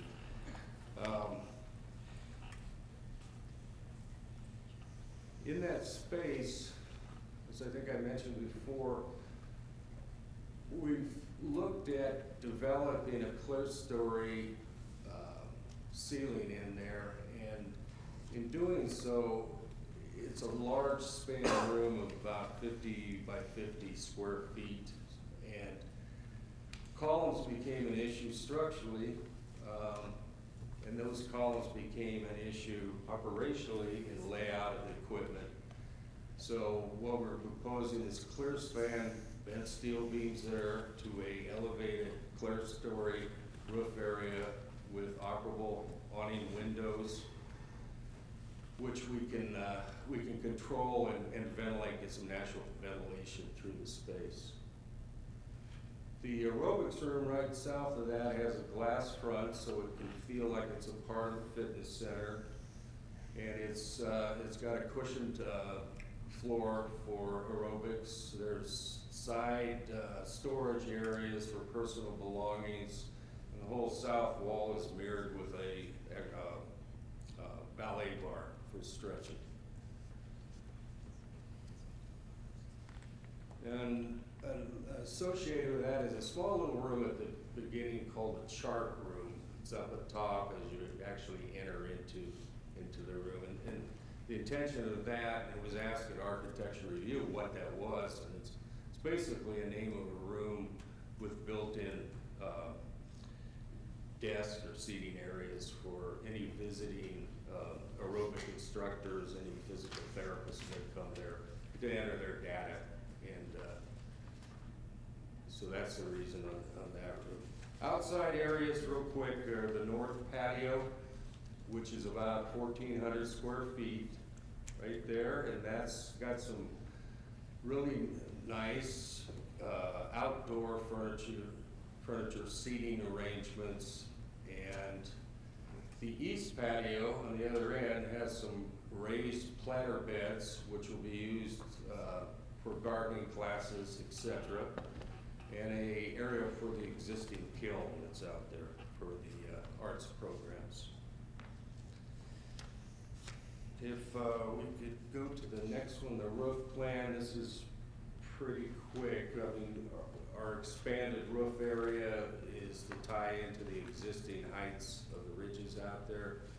The area where the fitness center is, we've raised the plate a couple feet to give some volume in there. And then once again, that rectangle is the clerestory element. Now, the elevations. Top elevation is the elevation of the La Fonda. We've incorporated the same vocabulary that's there existing right now with the roof slope, an additional element of a pop out there, and then a vertical trellis screen for some planting at the at that end right there. And you can see there on the that upper elevation, you can see a visual of the clerestory and the metal roof up there. And that roof is a flat roof element. The roof on top of the fitness center, we've dropped the pitch of the roof so that we're trying to create a uniform line visually from La Fonda and the park site. The east elevation, you can see those panels right there are security panels, similar to what's at the library, and what they have over there is a finer mesh so that visibility can be seen through. They can still have the security. They're about 7 feet high, very similar to the vocabulary you see at the library.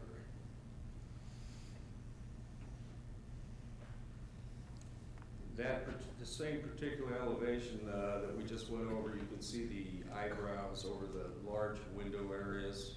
That would be that area right there.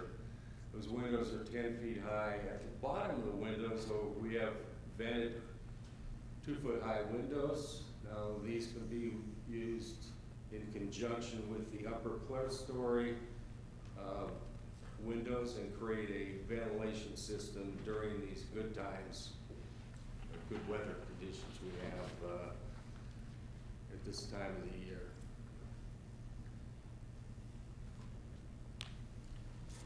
The northeast elevation basically is the same components as the other, and the northwest elevation, the lower one there, you can see the north patio, and there's a trellis that denotes openings for gates access in both those elevations.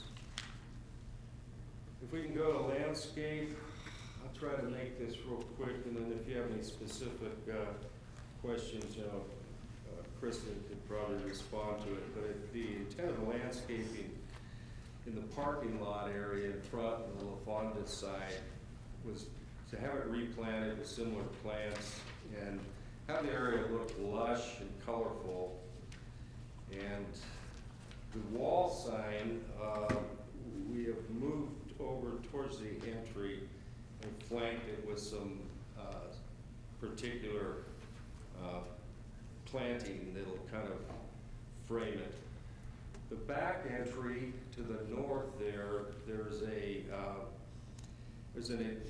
new sidewalk element with hedging along it, colorful iceberg roses that'll connect to the existing path system within the park. Of course, we touched a little bit about the raised gardens in the east patio. I think that will be a benefit educationally, for this center. And then the areas around the fitness center with the large windows, they'll be planted with different types of annuals, probably very short ones that will bloom different times of the year. So the intent was to have that color there at some portion, every portion of the year, depending on when things were blooming. And then we've got a palette of materials, plenty of materials. And then the last part of this presentation are the existing colors, and the upper one is the cement plaster that we're proposing be the same color that we have throughout the park. The second one down are the existing glue lamp colors. We want to redo the new glue lamps and clean up the 20-year-old glue lamps and make this thing look seamless. Third one down is the La Quinta metal color of the grill work, and the fourth one is a metal window color, which existing windows are not the La Quinta green. They're anodized bronze, so we wanted to keep that continuity going. And the one that's not on there, before we get to questions, is the actual clerestory roof on top there. That will be a copper element on the facade that will relate to the same material you've got going over in the library. So that's a portion of the design presentation. Now, any questions? Okay, thank you. Questions? I have some. Linda? Yeah, I've got a bunch. You want to Yeah. start this time? Sure. Okay. Mr. Mayor? Okay, Christie.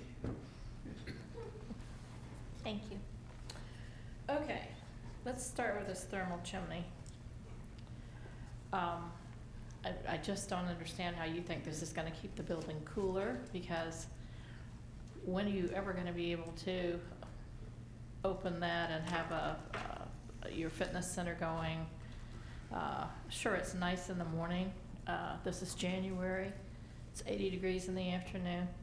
So also with the structure of the roof that you're talking about is a vaulted ceiling, as I understand.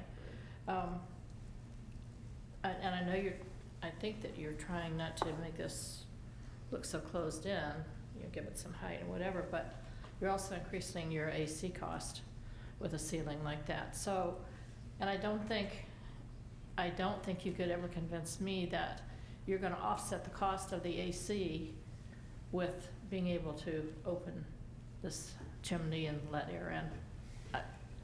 So anyway, I can't really go along with that. However, I like the idea that you like of the openness and the vaulted ceiling, and I'm given to understand that a portion of this $180,000 in cost has to do with cost of the trusses to do this, so we don't have columns. The structure, yes. Yeah. Okay. So I like the looks of it. I would hate to have to tell anyone that we're really using this effectively as a cooling for the area, because that's just not gonna happen. We're in the desert. I understand. Okay. I understand. I think that's a typo that you Yeah. see on the description. That was my fault on that clarification. It should have been instead of saying during the summer, during the winter, I think. Well, of course, I Yeah. understand Yeah. that. I Okay. wasn't talking about the summer, but this is Yeah. January. Yeah. Yeah. So, and I'm also given to understand that in order to open this little thermal chimney thing up, it's gonna be electrical and not near, like we have at Vista Dunes. That doesn't work. Okay, well, it doesn't work there. All right. in terms of the fitness center, how is this going to coordinate with our current fitness center in terms of, are we charging people to go there, or? We will be bringing a package, yes. We need to charge a similar rate to what they're charging at the fitness center. Okay. And we'd be bringing that back to you a little bit later because it would be part of next fiscal year, but yes. Okay, all right. And, excuse me, it says new restrooms with a shower and lockers. Why do we have a shower? What is the purpose for that? I can speak to that, Okay. council member. Yeah. We anticipate that we will have people that work Mhm. that are, not everybody that will use the facility will be retired, and we will have older adults that will continue to work and may want to work out and shower and go to work. And we anticipate that will be some. Bikram yoga, shower, go to work, yeah. We Okay, have that now. We actually have Yeah. people that request that at the current fitness center, and, Mhm. and for example, even others of our staff that work out Okay. over there come over to the center. So there's one shower? There's one shower for each gender. Well, of course, Right. yes. The group shower, like a community garden, according to California, new standard on restrooms in schools. Anybody Yeah. can, just one per. What size are the lockers? We're foreseeing, and it hasn't been determined, But smaller. they're at least 12 inches Not- wide. Per purse or bag or Yeah. something. Right, people but bring in. not like a big. No, Not full no need locker. for all that. Up and down thing, okay. Let me see. The garden on the side that is on the east side of the building, you said you're gonna use that for gardening classes or We- something? Yes, we had intended, our original plan was herb gardens. We had requests from different community groups to have Mhm. herb gardens and community gardens. We thought that would be a nice thing, and we could use it with cooking classes that would be Right. held there. Is there some sort of shading that's gonna go over that? Because I know that's an eastern exposure. And I ask this because my mother's an ardent gardener and she has the eastern exposure, but it still gets a lot of sun, especially when it's warmer. Is there some means to sort of shade that and protect it? Well, there is a trellis that shows at the entry area, and depending on the elevation of the sun at a particular time, there will be some shade that goes back there, but. Well, there will be shade, but there'll also be enough sun to. Right, to- and probably we're looking, maybe it's half a day's sun here because it's gonna turn the corner and go south, so. I understand, yeah, but it's still it's hot. Yeah. Yeah, Agreed. in summertime. Let's see. The only other question I had was the planting you mentioned, along the new sidewalk. By the way, I like that idea, connecting the sidewalk to the rest of, the planting, along there, you're gonna put annuals in, is that what you said? No, sorry, I'll speak to that. They're iceberg roses. The annuals are actually gonna go in the planting beds that are in front of the fitness center. Right, that's what I'm talking about. Yes. So those are annuals, which means that they're not perennials, that they have to be pulled up, and that's maintenance. Yeah. Can you put perennials in there? We could put perennials. We were just looking for something that as you're exercising there at the fitness center, there'd be something that always has color because there's very little that blooms all the time. But absolutely, that could be changed out Well, to I'm a just, perennial. curious. And then my last question, Edie, is for you, for you. Have we decided to call this the La Quinta Community Health and Wellness Center? Is that its new name? We haven't determined a new name for it. We've been calling this expansion the La Quinta Health and Wellness Center because the expansion itself is focused on health and wellness. We talked at one time about getting some community feedback and then bringing something back to all of you to, if you determine to change the name. We haven't made that decision. Okay, and is there any PR, for lack of a better word, being done with our current seniors? I don't want them to feel like we're move them out or. No, we hope they'll participate. We took this to the Friends of the Senior Center, and Christina went through the whole plan with them. We have the boards that have been posted over at the center, and people are excited about having those new additions. As we mentioned before, when we brought this to you at a prior study session, it's one of the most popular activities, and many doctors are telling their patients to work out and to get more activity. So our Right. fitness classes are some of the largest and most well-attended. Great, that's good, okay. Just one more thing, can you go back to this, Brian? Where do folks hang out here on this plan? I mean, there's classes and fitness center and. Right there is the new hospitality area with the wall-mounted TV. There's also seating groups in front of the existing large multi-purpose room to the left there. There's some hangout areas there. Okay. Casual seating. And then when the weather permits, for the first time, we hope we'll have some people sitting outside. Right. Because we'll have that as well. So we're hoping there'll be 2 or 3 different spaces where people can actually go at different times during the day. What's the size of that first little hangout area that you were showing me? To the right, Brian? There you go. What's the That was approximate? 255 square feet. Okay. It's being used now for the same purpose. Okay. But it's not the same size. No. No, but it's, Okay, the thank you. location is the same, the same Thank you, Ron, purpose. I'm done. Okay, Lee? Terry? I And think defer that, to, well, I have some questions. Okay, I got a list. A couple of things.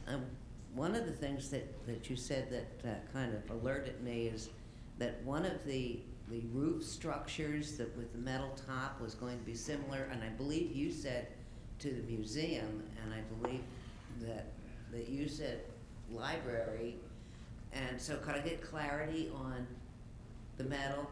The metal on the clear-story flat roof area above the fittings would be a copper-clad material. Copper, around similar the to roof. the library. Correct. The problem is with the library's metal top was supposed to have a patina finish, and it looks like hell the way it is right now. It's black.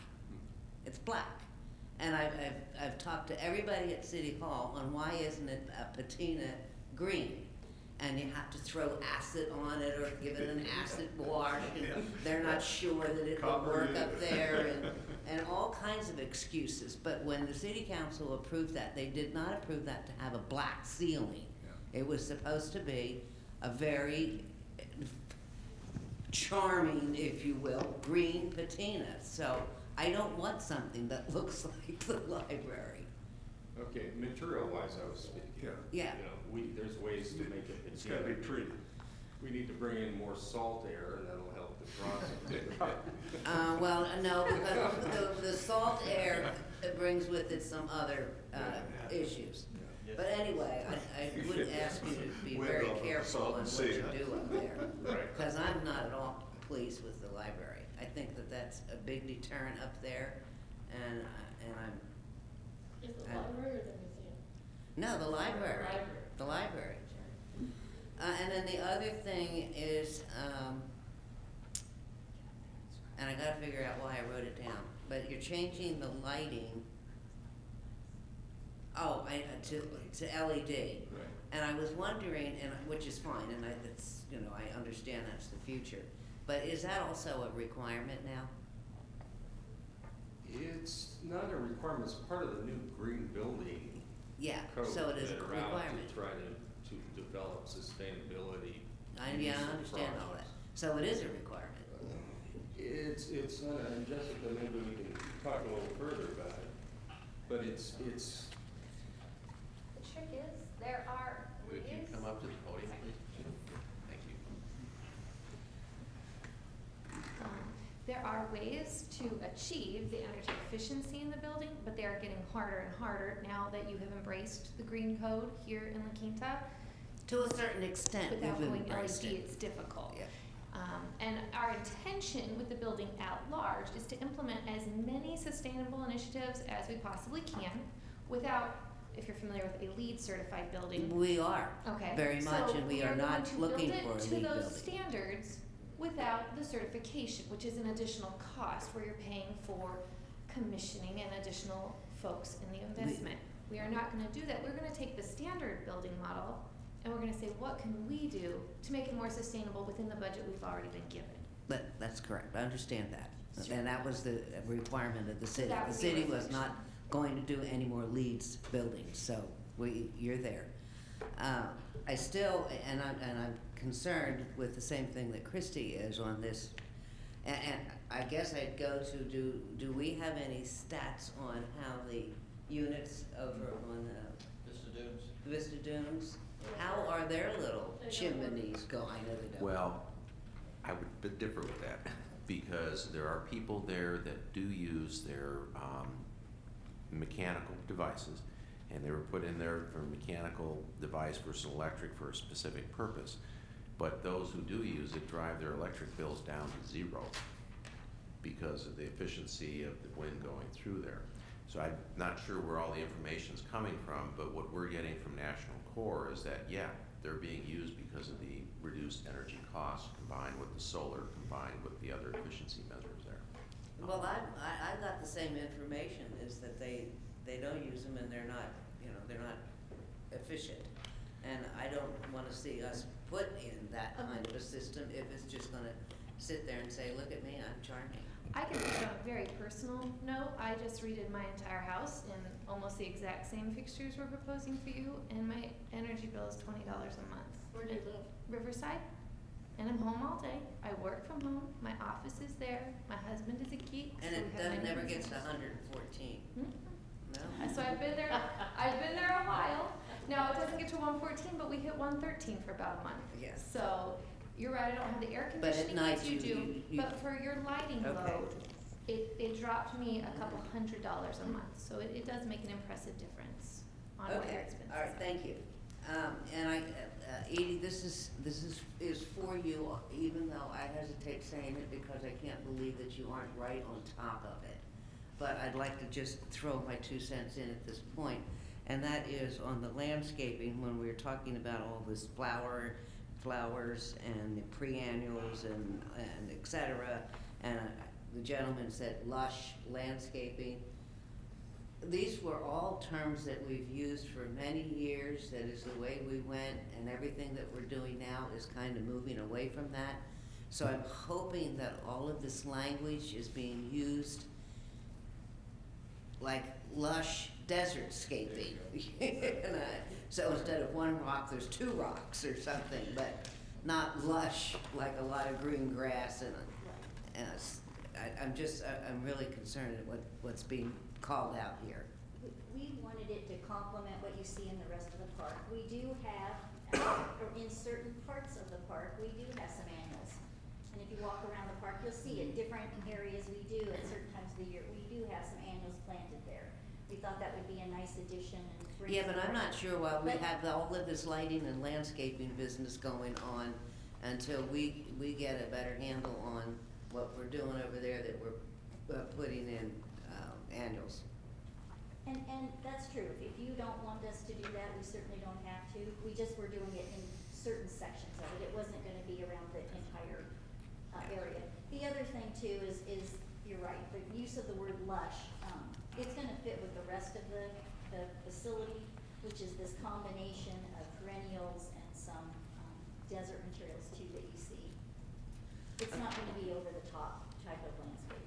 Okay, and then just one last question. When you said you're going to be bringing forth the package on whatever fees may be involved here, but you thought it would be compatible with what is being charged at the other facility, what is that figure? It's $50 per person per year, and we anticipate doing the same so that people can have choices. They can't buy one and go to both, because we need the operational funds to fund the building. Yeah. But if they wanna go here, they can do that, and we think that there will be some that will want to come to this facility because of the multiple activities taking place here. Yeah, sometimes it just seems, that the city, and I would love to have a lot of these things just offered to the community without a charge, but we have to charge. But we've got a golf course, and we have, all of our resident players pay a significant amount of money to play a round of golf. They don't just have the membership card and then go play golf for free. Right. So I'm wondering if there isn't something more that we could look at here, because we went to charging some of the soccer Soccer What- kids. I think there's, Baseball. the membership is Yeah, still they pay- class Soccer fees. kids pay $5 a season. But wasn't that gonna increase? It's gonna increase by $2.50. Well, Yeah. whatever, it's a gonna very small increase. amount. We're trying to keep that very low for the kids.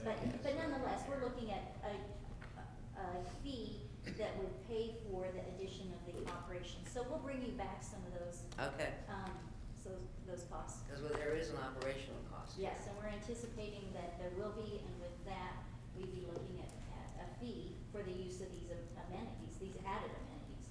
But it's not gonna cover your operational costs no matter what. No, it covered we anticipate it covering the utilities. We already subsidize that senior center quite heavily. So we weren't anticipating covering all those costs. We were trying to anticipate covering the majority of costs of the new addition. Okay, thank you. Okay, so I'll start with a segue from her last question. At least based on the exercise equipment, will they be similar to the current fitness centers? So those folks that have a flash drive with all of their data can interchange between the two facilities, even though they might have two different memberships? Yes, it will be similar, not the same, because we have with the newer models. Mhm. We're also looking at a few pieces that are handicap ADA accessible. We're also looking at some of the equipment that has lower weight stacks, lower equipment levels, because we will have older people using those. So there needs to be some ability for modification of that. Okay. All that's being plugged in. And then speaking of the ADA, based on the increased square footage, do we have the relevant parking space ratio met? And will there be ADA components that we haven't yet fixed under CIP that are part of this expansion plan? Well, the part of the cost for the project is to upgrade internally and externally the ADA facilities to the building.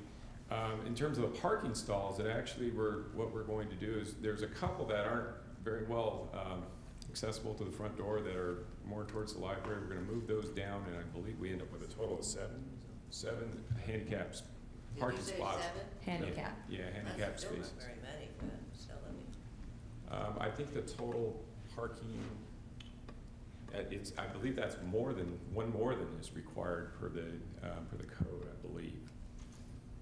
Okay. Let's see, the walkway. I like the walkway as well, but I guess the question is it gonna be easy to get in and out if you've got classes going in on the aerobics room or the general multipurpose room and it's like, now let's run a lap around the park? How easy is it for them to get into that walkway room to get out and then circle back in, or are they having to go around the front perimeter to do that? No, they'll be able to go out through the courtyard and out that way. They will have to go through the facility, not out the front door and around, but they will be able to go out through that area. It'll be an ease of connection without interrupting other things that are going on? That's right. We want access to the park, but we want to also manage it. Okay. And then, is this Wi-Fi? Will it be all Wi-Fi? Yes, it will. And the chart room, I'm thinking we might be able to use that for something else. I don't know. I understand the whole thing if there's instructors there, but most of them nowadays have tablets or it's electronic or, it might just be a landing spot if people need to do We things. may have a staff person back there from time to time, especially showing people how to use things, and Okay. there could be that. We're not doing any kitchen upgrades, so part of the healthy eating part, active living, any kind of classes, nutrition component, there's no upgrades to the kitchen? Not the nacho bar. Does it need upgrades and is it sufficient? It hasn't been used all that much, and it is a commercial kitchen, so we're not making any upgrades to the equipment because it's not necessary to do that. So it'll And be then suitable for. It'll be suitable for cooking classes. We've actually had cooking classes, and we had them last week with the Humana. Okay. So, we don't think that is as necessary as maybe some of the other components that we need to address in the building. So then, speaking of food, not that I'm hungry or anything, but, I'm starved. I know, any kind of snack bar, smoothie, coffee, water deal, where's the, if we have hang time, and we've got lots of different things going on, people are gonna wanna stay, they're gonna need a smoothie, they're gonna buy a bottle of water, or have spa water available to fill their La Quinta bottles, where's that? Is that someplace, or is there a reason why It's a very good question. not, why it's not? We hadn't planned for a snack bar or food bar in there. Most people we find that work out bring their own water, and they're ready to go. They're not hanging around looking for snacks. And actually, in my experience, those snack bars don't do very well in a facility like this. So we didn't plan for that.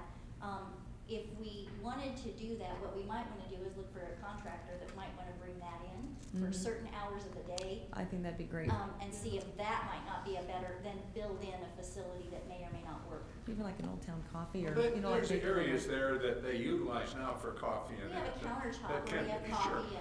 and water in the That can summertime. be expanded. Sure. But again, I'm thinking healthy eating, smoothies, protein shakes. All right, and then, I guess I am just not a fan of the pistachio green. Well, I never was either, but here it is. But we don't have to continue with the new, well, bless his heart, bless his soul. I mean, this could be the new first attempt to transitioning over time to something, I don't know. Cause even if it's updated, I it call it bathroom doesn't green. look as fresh, but that's just a personal thing. And the only last thing is, I know it won't be called Wellness Center, but I don't know, I'm thinking the font needs to be like script or italics, whatever we decide in terms of, make it action looking versus just straight up and down font. And I know it's just an example, so, but I'm just thinking it's active focus. Overall, I mean, I like the whole plan, I like the added components. I think it'll bring generations here, which is the goal, to open windows. I mean, just anywhere you can get windows to get that visibility.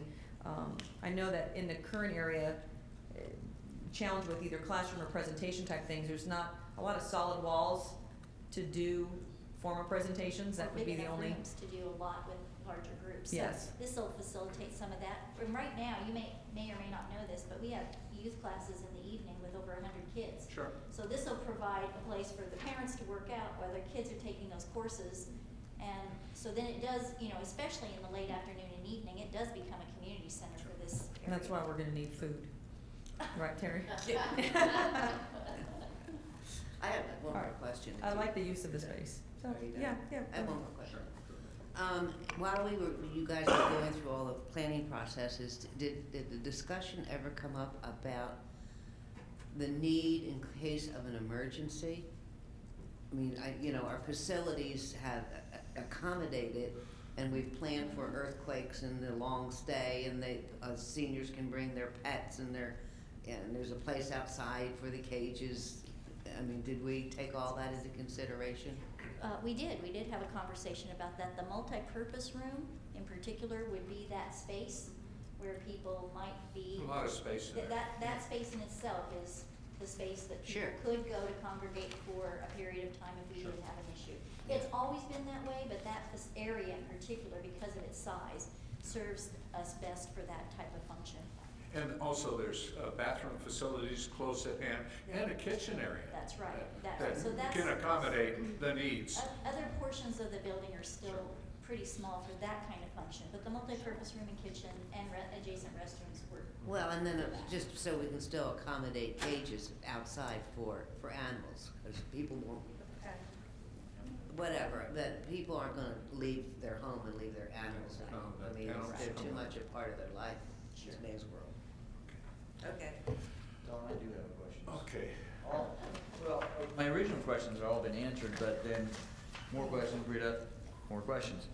But just comments, I guess. I mean, the landscape, we've been talking about desertscape around the Quinta for quite a long time. So I want a lush desert landscape, water efficient landscaping, I hope is. Like lush and efficient, like CVWD, Yes, not yes, lush, exactly. like CVWD's lush, recommendation, right, yeah. okay. But we're And- keeping it to what's already existing there so that not everything has to be replanted. Well, if we're gonna, let's keep in mind water efficiency, if we would, please. And in regards to the exercise equipment and everything else, do we have any agreement with Coachella Valley Rec that we can't have a competing No, facility?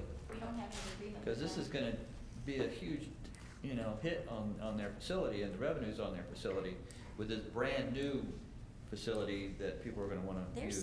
Theirs is still pretty nice. I mean, I don't know that it will make a big difference in their numbers because there's still enough demand for fitness and health, and as people move here, we continue to hear people wanting those kind of amenities.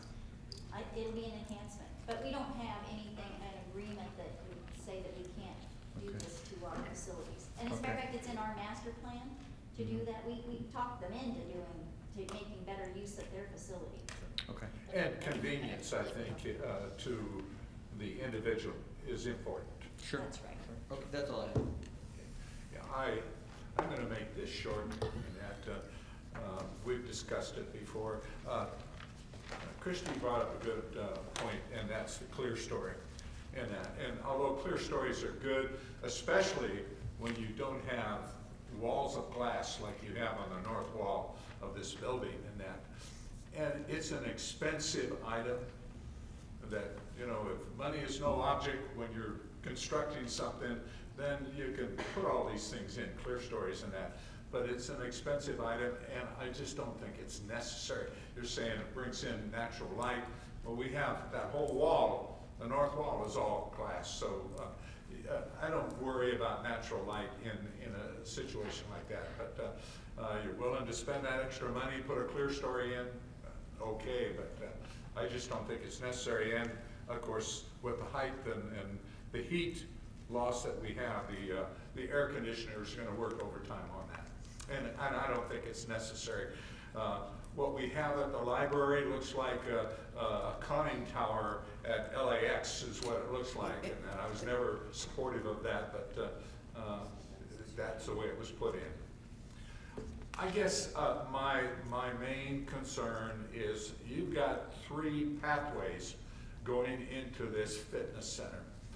And to me, the worst space in any kind of development is hallways. And you've got 3 basic hallways going into one function. And we talk about bathrooms in close by where they can go in and change and things like that. They're gonna have to come out this one way. To me, it's wasted space.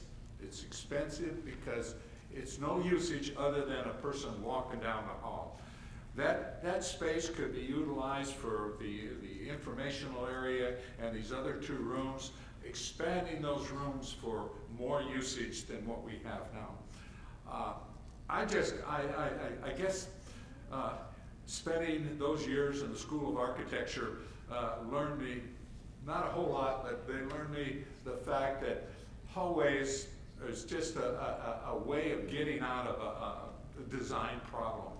And that the design should take into consideration the usage of what a hallway is for, and don't put them in unless you're really forced into it. And that's my feeling in regards to this issue here. You know, everything works together, the amenities and what we're trying to provide for the senior center is great in that. And, you know, and I can accept a lot of the things, but I just have a problem accepting this long hallway that does the same thing as the outside pathway coming in and as the hallway going on the interior that's already there. To me, it's a waste of space and a waste of money the way it's designed.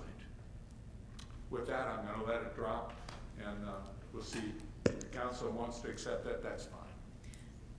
Mr. Mayor, it is important, though, that we go back to the tower, or the store.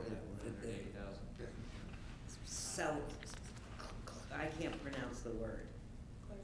Clerestory Tower. Because if it goes just the way it is right now, it's going in. And I've heard that Christie is not particularly pleased with it, you're not pleased. And I still want to get a handle on whether or not these darn things work.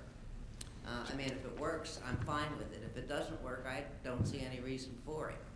Just for clarification, the clerestory is not part of the project until a change order, contract change order is approved for the wall construction. So if that is something that the council isn't interested in, then we just wouldn't do that change order. Well, but that's what I'm saying. We need to establish that. I don't know if it's been established. But it's not part of the project as it stands right now, is what I was trying to indicate. Well, but the way I'm reading the report, it says if approved by the city council, I'm assuming that if this report is approved, then that would be part of it. No, we would need another business And it item, shows on actually. the plans, the elevations show the clear story on there. So is it, No, it isn't. Is it or isn't it? It is not part of the project right now. Okay, and we It don't- requires a change order to do so that. if the council says it's not necessary to have this hat on top of the building with glass on it, we can eliminate it easily. One of the challenges we have is whether or not we want to have a 9-foot ceiling with a flat tile roof in that place, being the, one of the aspects of this, and certainly the hat on the top of the building is one piece, but another point, and so tell me if I'm going wrong, is the fact that initially it was proposed to have a 9-foot ceiling with ceiling tiles, a flat ceiling in the fitness center. So one of the points that we discussed is opening it up so that we could use the vault of the ceiling to add more space, to have that room have more presence. So part of that too then, is in order to achieve that is, and not have columns in the room, is to have a truss system that's support that roof so we don't have columns, and so we have some vaulted space in there, because when you think of it, when you're working out, there's one thing feeling like being in the basement, it's another thing when you have a room that has more You can do expanse. just what they do in the recreational area right now. You have vaulted ceilings and that with your trusses across there, but you've got the height element. You don't have a ceiling per se. And part of it, again, we'll get over my skis, was when we were looking at the first piece, it was going to have columns in the room. And so what we need to figure out is how to not have the columns and to get the vaulted ceiling, but not run up the price to the point that you're talking about here. You can span that area. I think that's. You don't have to have columns in there. Well, That's what he was talking about. Structurally, when you have the clerestory attached to it, it's a steel molding frame, which you don't have to have columns, but if you don't want columns, then you got a stiffer frame. Well, sure, you've got to frame it properly. And we're only talking about the part where all the machines are. That's correct. Columns, open ducting, I mean, make it a little interesting, industrial. The machines aren't moving around all the time, they're gonna be stable. That'd be cool. I think The open ductwork? Yeah. That'd be different. Yeah, well, I don't have a problem with that. I'm talking about the system where they have the. so without the hat, then we can certainly look into that. Right. Yeah.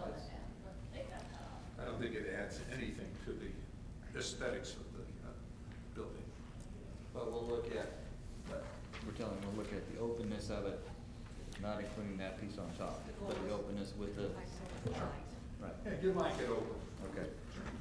It would be, we were just talking, that would make it similar to the museum's roof, open, spanned rooms, so, but no clerestory. Yes.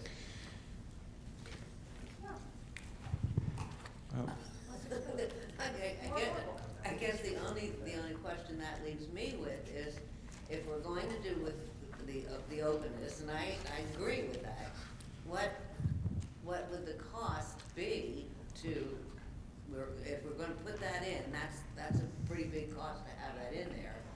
So what is left, that would cost to put in this clear story? Well, I think we're gonna have to work with the architect on that and get back to you. This is a study session, so we're not. Right, just, We're not taking any Yeah, okay, issues with it. okay. okay, just to go over the schedule on the last page of the staff report, what we're looking at, now that we're through, this is the study session, obviously, the next week, we're scheduled to bring the project to the Planning Commission for the site development plan, as well as the CEQA certification for the project. I've tentatively set the 4th of February as the next time the council would see the project for the change order that we just described. Okay. I didn't hear a lot of changes to the architecture other than the core, or it's not the architecture, but the interior space. I didn't hear a lot of changes other than the corridor, and I need direction on that, I guess. Well, can we explain the rationale for the corridor? Edie can. Throw her under the bus.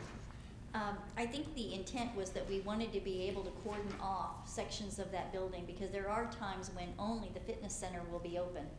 And so we want to be able to create an environment where people can go into that building, have a sense of being there, and then go right to the fitness center only without going through all the other rooms or down that corridor with all the other rooms. You got your open section, Edie, with the trellis and that, and with a great big door that goes right into it. They can walk straight through that area there and go in without going down a hallway. You've got two pathways within a couple of feet of one another.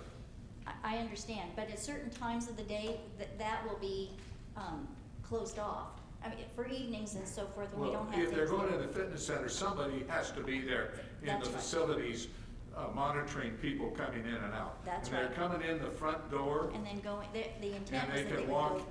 either on the outside or they can walk on the inside. They're parallel and they're right together. So what I'm saying is you've got two pathways right there, plus the other pathway, and you're saying, you know, we've got restrooms and change rooms and that, they're gonna have to go down that way anyways. So I'm just saying it's a waste of space, the hallway. It serves no purpose other than a walkway.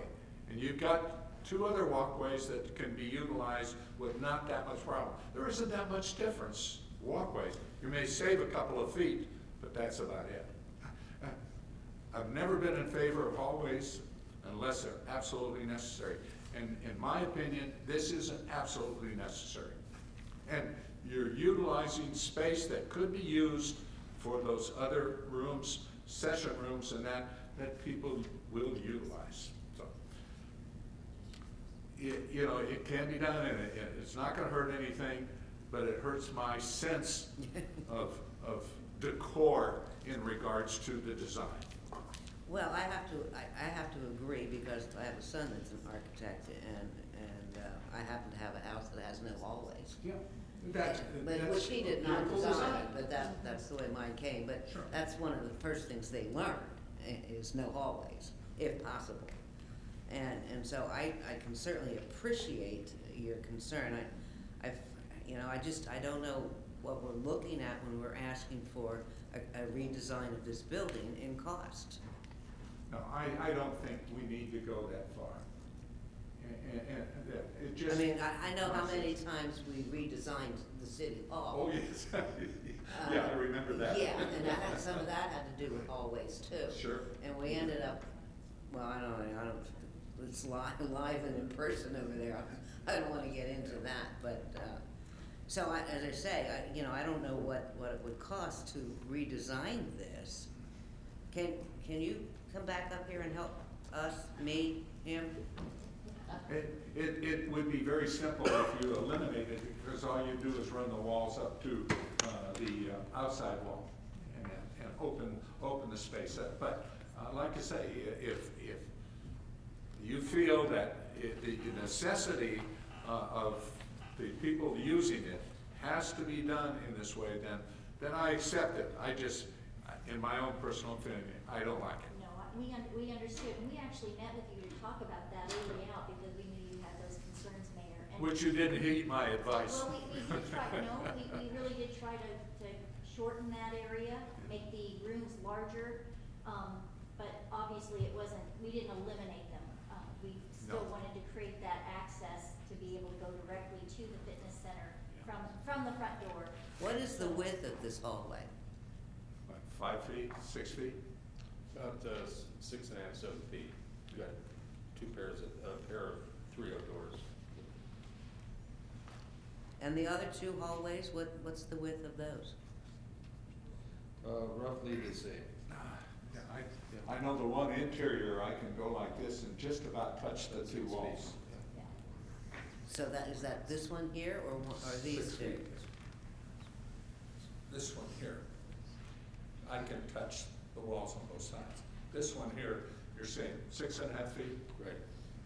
So, 6 or 7. so this has gotta be, looks like 8 feet. Well, that's outside. That's the outside wall. This is the hallway. Okay. So you come in here, and here you're in the fitness center. Here you come in, you're in the fitness center. Yeah. Here you come in, you're in the fitness center.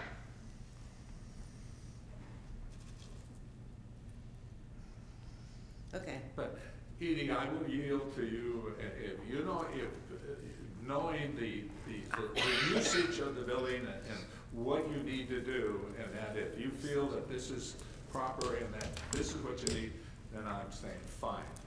We'll go back and revisit that, we'll have that conversation again, and Yeah. we'll take another look at that. I know that's your concern, Mayor, you've expressed that to me, once before, so. Yeah, the rest of it is fine, you know, I don't have a problem with it. It just, like I see that long hallway, and that's what it is, one long hallway, and that, which serves no purpose other than to get from point A to point B. Right. Okay. I just wanted to finish talking also about the rest of the schedule, though, because basically after the 4th, I didn't hear a lot of changes architecturally, except for the elimination of the clerestory on the outside and some adjustment in the landscaping, and that we will make match the existing and also comply with CBWD requirements for landscaping. But this is a design build contract. Once we get past this stage, the designer is actually going to start working and coming up with working documents, and the anticipated breaking of ground, if you will, is right after the Arts Foundation or the Arts Festival. And I know I've reserved a spot here for final review on April 1st. But if there are major changes that I didn't mention, I need to know those now, because I would have to direct the architect to incorporate those. How are you gonna get building permits by that time? Because it's the first part of March is the Arts Foundation. Well, that's the goal is. That you can get it through building and safety? Well, we are going to, it's an 8-week design period, I believe is what, that we've committed to here, or the architect is committed to. So they are going to start on that design right away. And Well, they would have to. And then come April If you're gonna wanna 1st. start breaking Right. ground in 8 weeks, 8 weeks is the Right. foundation. Right. They will, it's basically, they'll be finishing the documents, they'll be preparing to do the demolition, so that as soon as they are ready and approved in early April, they'll actually be under construction. So my point of bringing this all up is that after we bring it back to you with that change order on the 4th, I didn't hear a lot of changes to the planning and programming that we've presented, other than looking at that corridor. So I just want to make sure the council is aware of how quickly this project is moving into design. Okay, so let's go back to hang time with Christie on the hospitality and leisure enrichment area and lobby. Are those all open? They don't have walls, or they're little cubby rooms? Are they They're just seating walls. areas? Speaking of the hospitality area in front of the reception, Yes. there's no walls, it's open area. That's open. How about a little bit to the left? That's open as well. Okay, and then the leisure enrichment, is that open to where the hospitality is? Which is right- and, Those are walls. Those are walls with an operable wall separating the other rooms. from The other art room? Yeah. So I guess when you look at gathering spaces, because that's what hotel lobbies are going towards, and houses with great rooms where, like you said, there are no hallways. And you look at maybe somebody who's dropping off their grandkids someplace, and they don't necessarily want to go in maybe the computer room, but they want to have the Starbucks atmosphere with their laptop or iPad. And are there a couch opportunity in the computer room, or is that strictly instructional? It's very classroom, and do you think we'll need that? I know that all computers. Nothing in those classrooms is permanent. So as people become more confident with computers, those rooms become multi-purpose, and they can eventually can turn into other spaces that the next generation of people want to learn about. So, but for now, we still have a lot of people that are interested in learning some of the basics of computers, and Right. so right now, those are set up with small tables and computer. Sure. They have half a dozen computers in there that people are using all the time. Right. So, I mean, I guess in the spirit of no hallways and less walls in terms of open space, I guess I would look at that. Unless you feel that there's enough time to sit and chat while somebody's next class is finishing and then the kids can load in the car and go, or, Well, we have a combination of things. Currently, parents like to watch their children in those classrooms. Right. So they're in those rooms often around the perimeter. The multipurpose room is a good example of that. That whole multipurpose room is filled with children at night, and the parents are sitting around watching them participate. Right. So, and there are a few that sit out in the lobby, but most of them are watching their kids. Down those corridors, we have classrooms, and they're full with classes. So we don't have a lot of people lingering and sitting in the lobby, with the exception of the daytime when we have a few, maybe seniors waiting for a class to begin. But we don't have a lot of just of that kind of thing. They come in and take a class and sign up and go. And, yeah. Work out and leave. At least that's current behavior we see. But we're also a cool center. We do, and we serve a market, as you know, of people that come to the center now that use that facility, probably half a dozen people that use that facility now during the day. And they sit in the lobby primarily for a portion of the day, and at the library. Okay. Unless there's anything else, thank you very much for your presentation. And we'll move on to our reports and informational items, and that, Linda.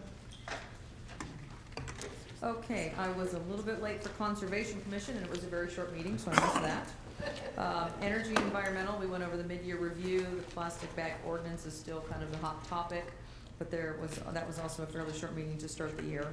And then the CVB, I was not able to attend because we had Congressman Ruiz at the hospital visiting in Torrey, but they did review upcoming the air campaign, marketing campaign going through, the web redesign, and I was reelected for vice chair of the JPA for another year. Hey.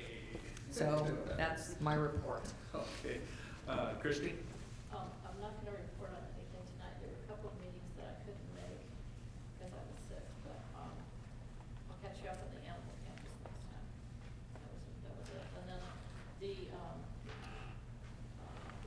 regional airport, Jackson Regional Airport Authority, they didn't have a forum, so that meeting got canceled. I'll get you up on the animal campus next meeting.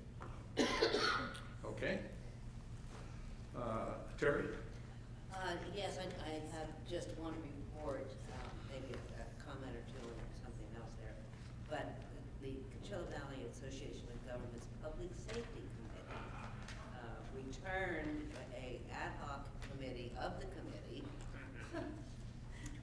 returned with their recommendation to the committee, which the ad hoc committee was formed to discuss ways that CVAG can be involved in the DUI issue out here, and so they formed this ad hoc committee, and they came back with a recommendation that CVAG submit an application to the California Department of Alcohol and Beverage Control, ABC, for grant funds to be used to direct a regional program to be managed by CVAG, which will increase DUI education awareness and enforcement in the Coachella Valley, and approve resolution 14001, and authorize the executive director to complete all actions necessary to submit this grant application and the appropriate blah blah, request letters of support from the participating member agencies, and develop a model ordinance which will establish a DUI vehicle impound cost recovery fee to be considered for adoption by the member jurisdictions. Well, I think you all know that I am not very much for all of the issues that CBAG takes on. And so I actually spoke very highly and very strongly against this motion. And it was based on basically that CBAG was not put together to be applying for grants and running these programs. There was a modification made to the motion, which was that the committee, the ad hoc committee, would meet with the sheriff's department, which is Stan, who was sitting there, and discuss over who should apply for the grant application. And I think it was made pretty clear that the appropriate applier should be the sheriff's department.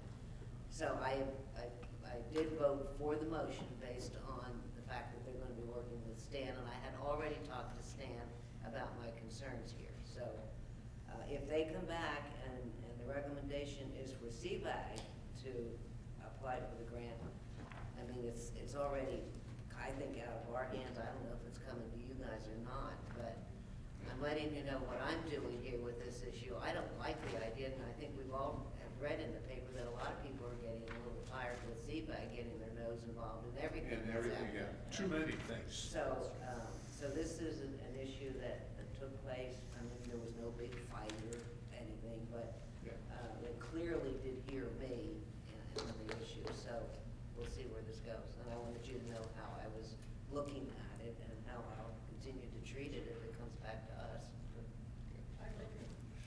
Lee? All right, I have, regarding the homelessness committee, the Roy's Homeless Center received an award for their programs, and they are pretty happy about that.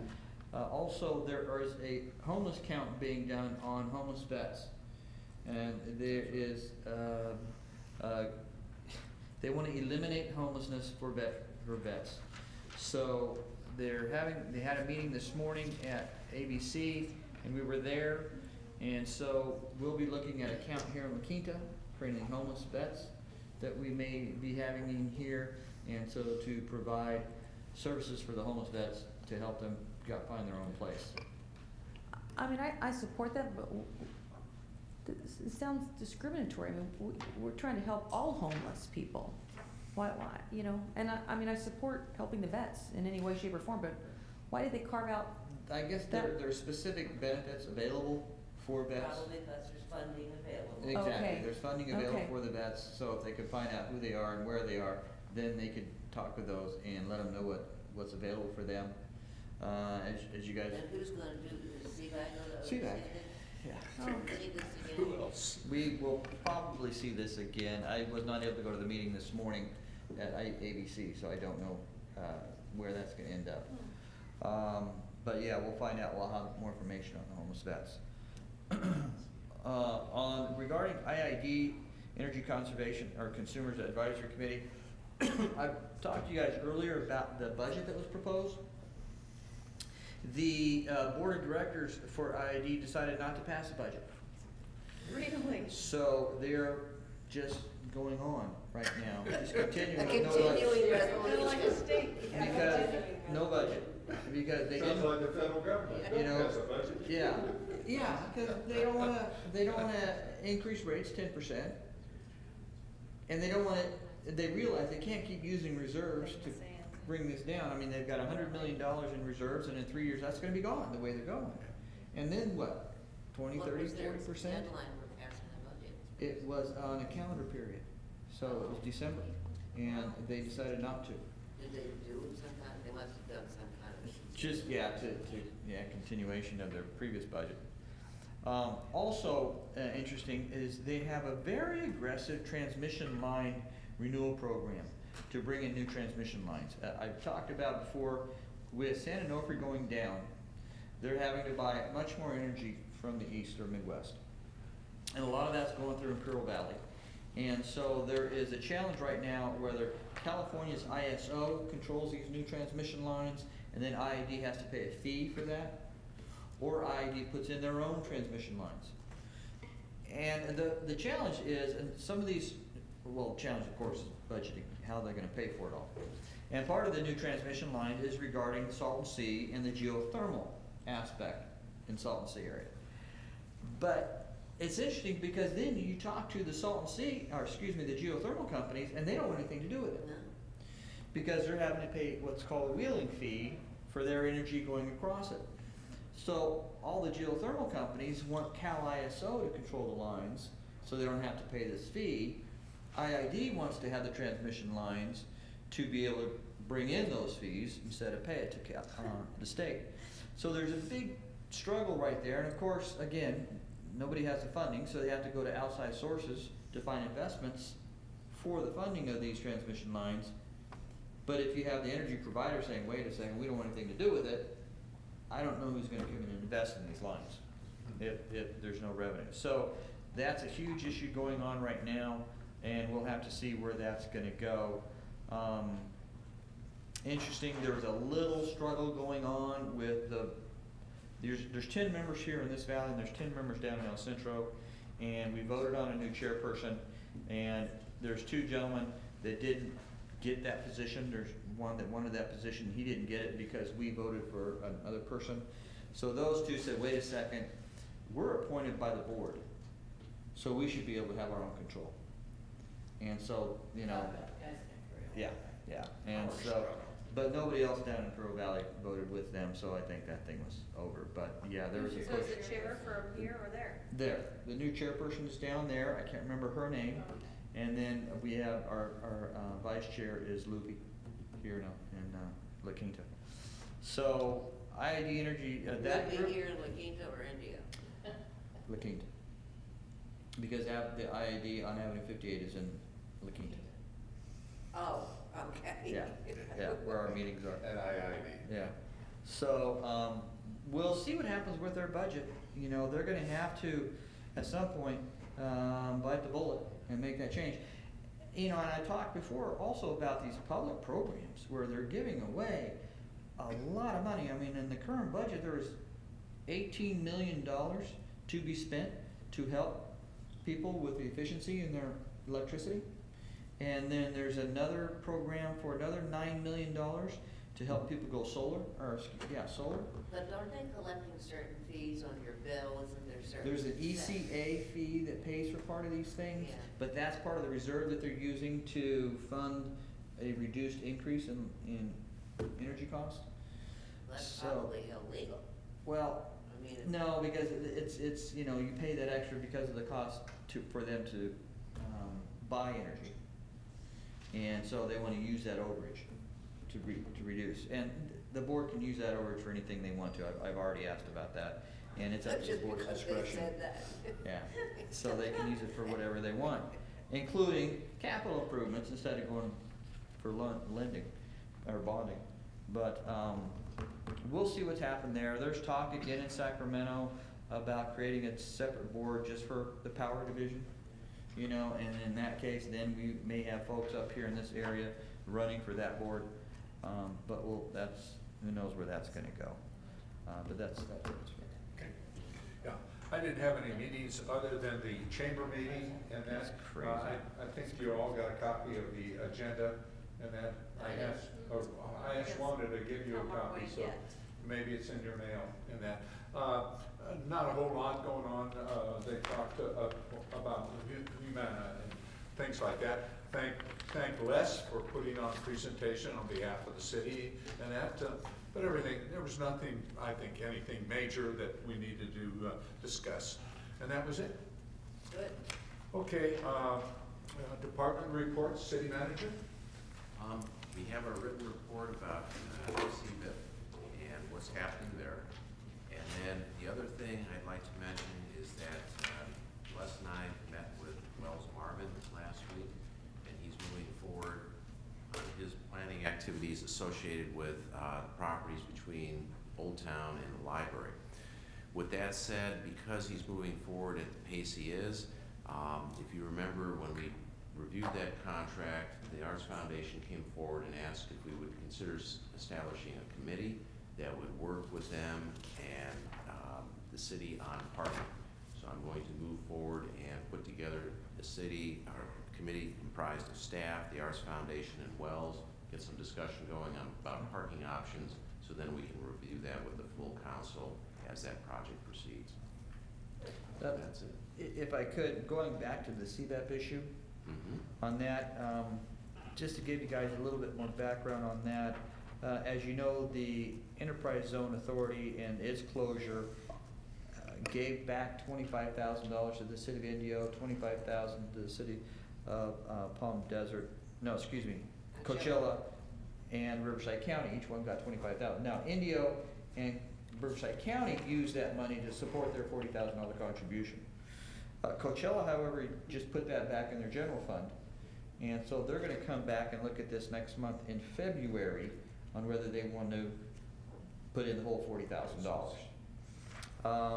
And so we'll see where that's gonna go. I talked to CVEP, they've already started the program. So this thing is underway, and they've also approached IID to fund this. Now, as stated in here, we don't fund anything until Coachella. Yeah. And we don't know what Coachella is gonna do, but everybody else has, and CVEP has started the program already. So we're gonna have to look at. Maybe short 80,000. Yeah, Well- I mean, that's their problem for starting it. Well, if they still have the funds, receiving the funds from everybody but Coachella, and our out-of-pocket's still $40,000, I don't know why we can't still do it if everybody else has but Coachella, and, if We have to IID have pays the a whole difference. motion brought back. Yeah. We do, It's gotta be exactly. brought back to us. Right, I realize that, but, it's something that I just wanna give you guys an update on what's going on there.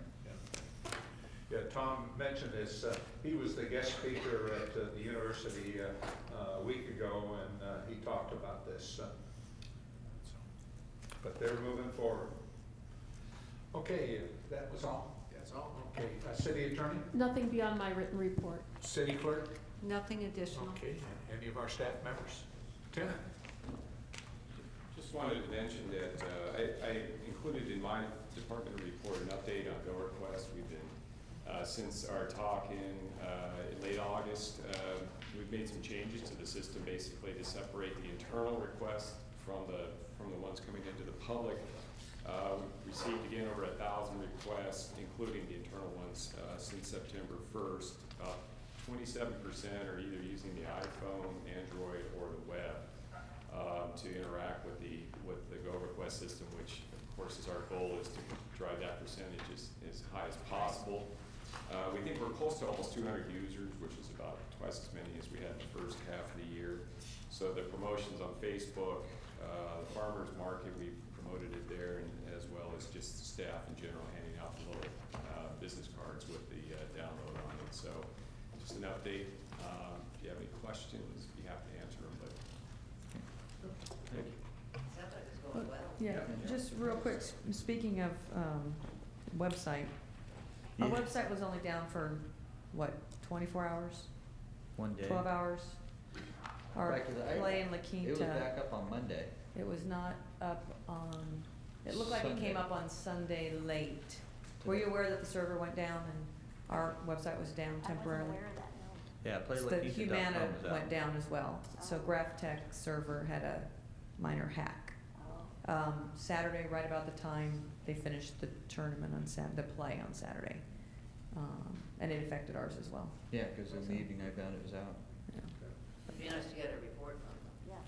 Yeah, we We'll talk can. to them about that. Before we go there, Edie, regarding the community service department attendance report for December, AYSO, the kids playing soccer is down 400. Is that 400 fewer kids playing soccer? Nope, they're just playing in another location. What happened is more children played at Colonel Mitchell Page this year than in previous, and they were done early because it's the younger kids, so that's why. It was just a change in how the numbers were distributed. We have the same number of children playing as we have before, and so that continues to be stable. Okay. And then, did you say earlier you're looking to come back to us to raise the fee the kids have to pay to play in the park? No, no, you That approved, $2.50? you approved a 2-year program. It was $5 for residents this year and $7.50 for next fiscal year. That's what has been approved. And they were here. And you were here. I know I was. I'm well aware I was here, and I'm well aware I'm against children have to pay to play in the park. It's ridiculous, but Children don't okay. have to pay. Yes, Parents. it all comes back, yeah. Thank you. Anyway, that, no, same numbers, no effect of that fee. Thank you. That's all I have. Okay. Hear from our Sheriff's Department. Thank you, Honorable Mayor and City Council. If it pleases you, I'd like to take a moment. Al Northrup was our dedicated sergeant for the set team. He's moved on from his set position and is now the detective sergeant. And he takes care of complex investigations and oversees those staff for those crimes that occur in La Quinta. So he's in charge of the Detective Bureau. Because of that change, Sergeant Pickowitz, Robert Pickowitz, who is the administrative sergeant, as a dedicated supervisor with La Quinta, moved over to the set team. And I have here with me tonight Sergeant Christopher Frederick, and he's been selected to take over as the new administrative sergeant as the dedicated position in my right hand in the city of La Quinta. So I'd like to introduce him. Thank you, Lieutenant Walden. Thank you, City Council and Mayor. Appreciate the opportunity. I'm honored to have the position. Looking forward to serve the city of La Quinta. I've vacationed out here in La Quinta since about '87. I moved to La Quinta in 2001. I started with the Sheriff's Department in 2002. Had various assignments in Palm Desert, Thermal Station. I was a motor officer for the city of La Quinta for a couple of years. Set team officer for the city of La Quinta. Received a couple of proclamations from the City Council for various assignments, and I appreciate those. Thank you very much. And looking forward to serve the city of La Quinta. Well, welcome. Thank you very much. You've been around here a long time then, huh? I have. I've enjoyed it. Coming from a city that was built up, when I started coming out here at the desert, the La Quinta wasn't really built up, so it's been a joy to see the city grow, and it's a unique experience. Okay. Well, let me say this. The La Quinta Sheriff's Department was well represented at the Humana, and put on a great facade, and that they interfacing with the community, and that did an outstanding job.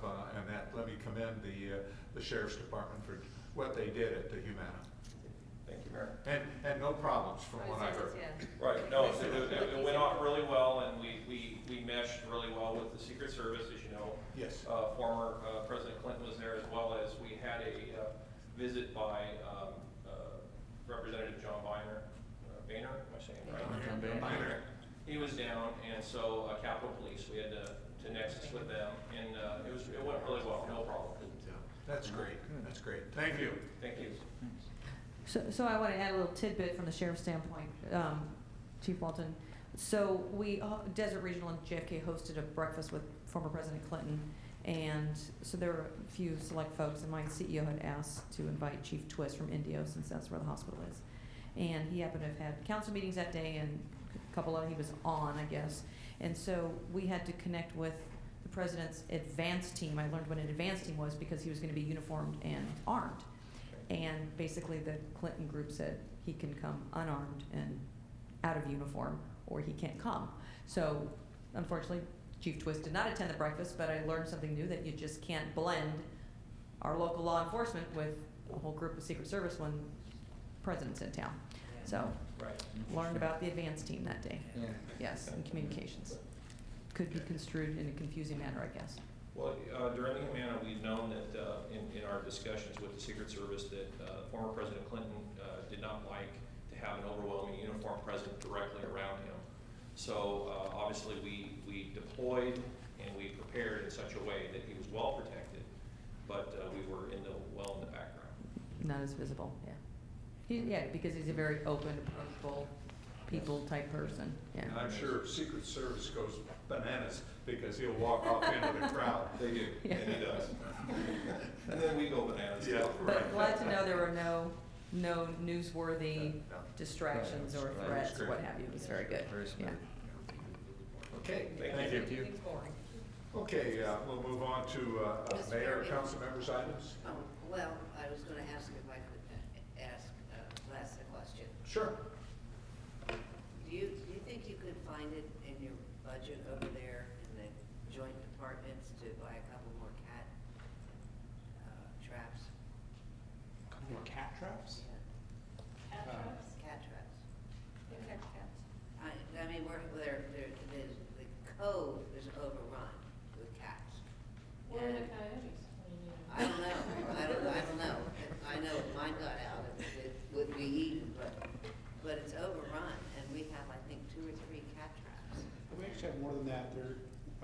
asked the officers to take a closer look a couple months ago at how we're managing that. There wasn't as good of a follow-through with allowing somebody to have a trap for an extended period of time and not following up with them to remove it. And so that has changed, but we can certainly look into what's been transpiring since we implemented that to see if there's maybe a need to add a couple more traps. But we were having a situation where people would ask for a trap and they'd have it for 4, 6, 8 weeks. Right. And so we changed that policy to a 2-week turnaround.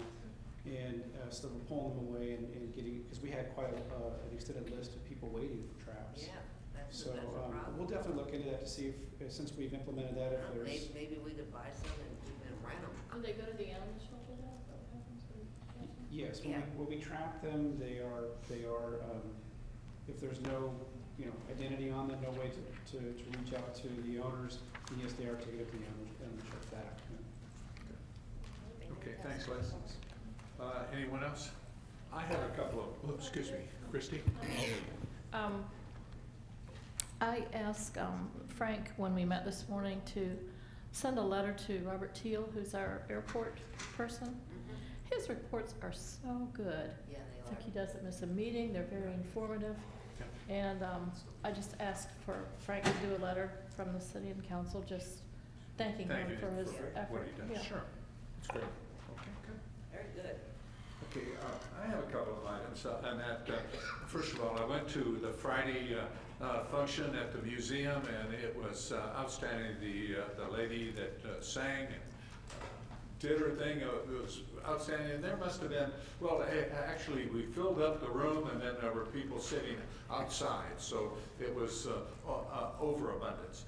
And then last week, we had at the library, they had Ted Herman and his band, part of his band in there, and a couple of singers, a lady singer and a gentleman, and that outstanding. There must have been 150 people there, and that Edie, wonderful. And I thank the library staff and thank the museum staff, and of course Eddie, who was doing a lot of this stuff really first class. I'm looking forward to next month with Black History Month. And that, but they really, and I think the people that go there, they really enjoy themselves, and the entertainment is outstanding in that. So very, very appreciative of what they're doing in that. And most citizens, and I sat next to people from Canada and from Pacific Northwest, and they couldn't believe what the city and our staff puts on. So. First class. In December, I asked Frank, I said, our gentleman back there filming us, and I said, can we get a listing of the hits that we're getting? And people, are people watching this? And I got the list here, and I just, through December, the half of December, there was only like 9 hits on the program, and I'm looking at this thing, everything that we've done, we get maybe 20 or 30 hits a month. Are we really, do we still want to continue with this? It's up to the council, we can do this. Is it something that our citizens really want? Well, I think we might have just discussed it during the budget. During the budget time? Next year. That's fine. I just want everybody to understand, I've got it through the whole year. Yeah, And I know. it just, people are just not watching it, that's for sure. A lot of those numbers are staff too. Yeah, and you're absolutely correct. Staff is watching it, so. Okay. Well, if I could, regarding the Humana, and talking with both the Humana group themselves and Desert Classic Charities, they all were extremely appreciative of the city of La Quinta and our staff and everything we did. And I just want to say you guys did a great job out there with Humana and supporting the whole event. Everybody was again very appreciative of the city of La Quinta, and we came across very well. So I want to thank everybody here that worked on that event, and those that are not here on our team that worked on that event, and they did a fantastic job. Thank you very much. Yeah, I echo that, Lee. I mean, starting from, I know you had activities at the senior center all week, but The well-being walk was really well attended despite the mayor's race in Palm Springs and the communication opportunities for improvement going forward.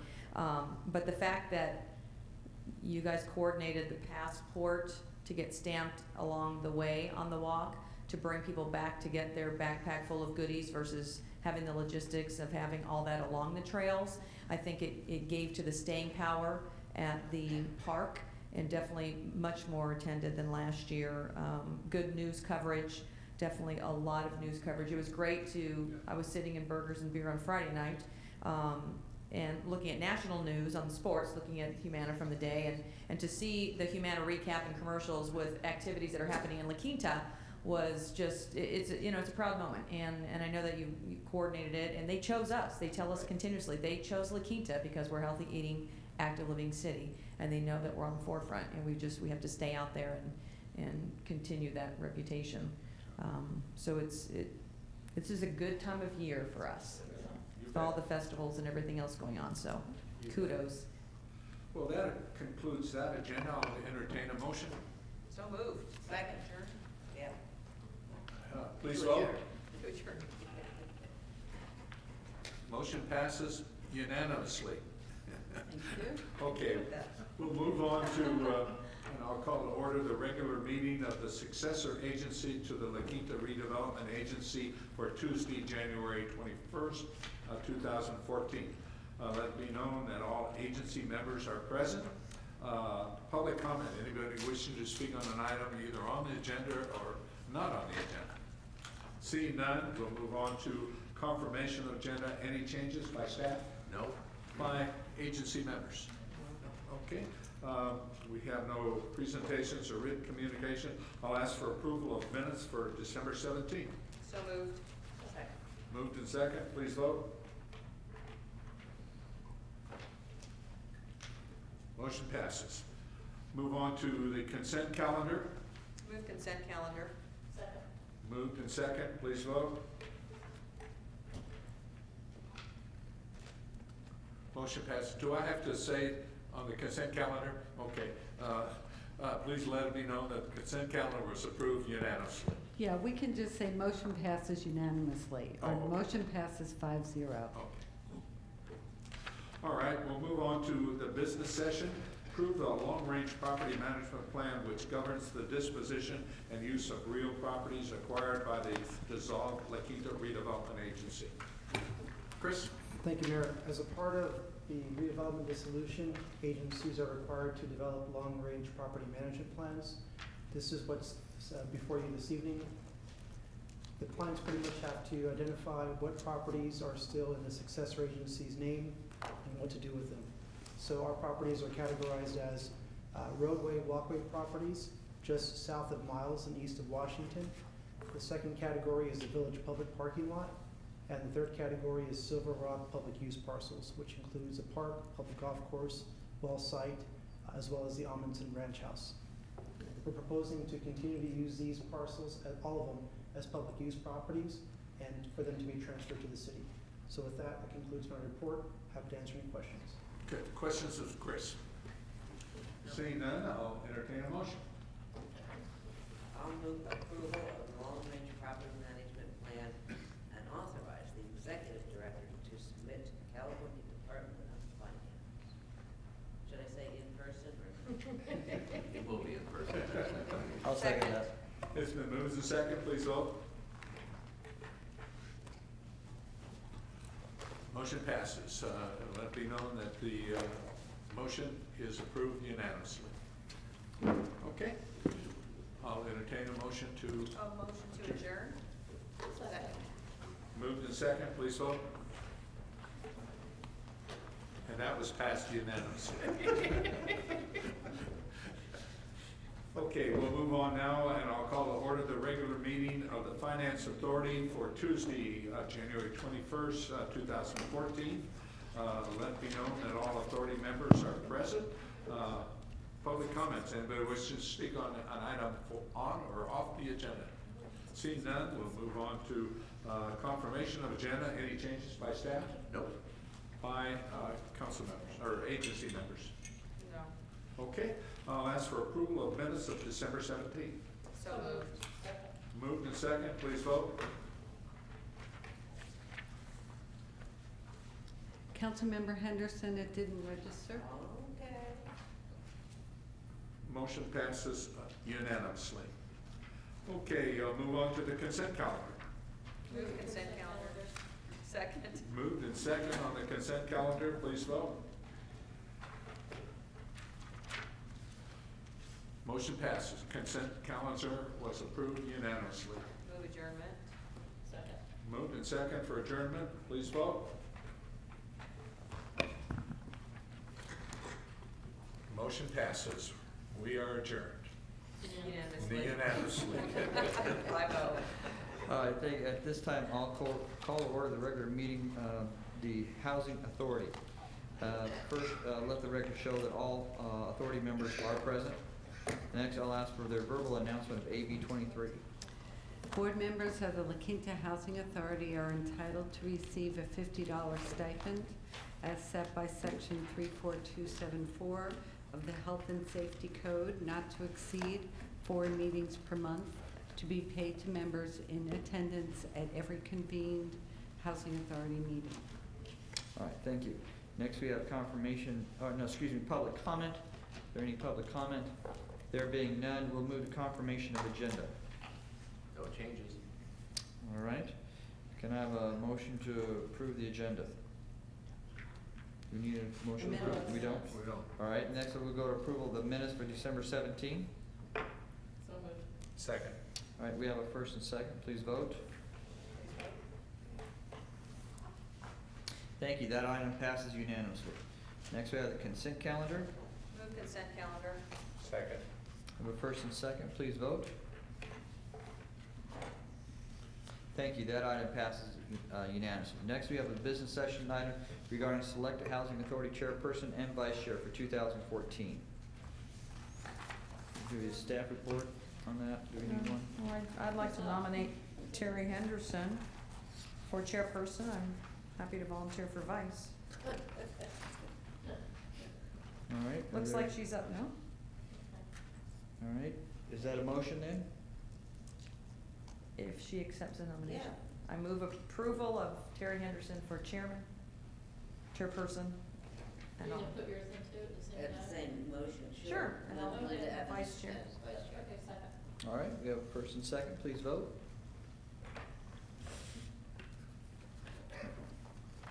All right. That item passes unanimously. Okay. Are there any chair and board member items? We have no public hearing. I'll take a motion to adjourn. So moved. Second. Everybody please vote.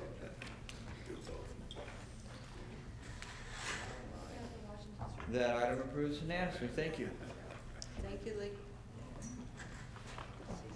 Susan, I do not have an agenda for tomorrow's oversight board meeting.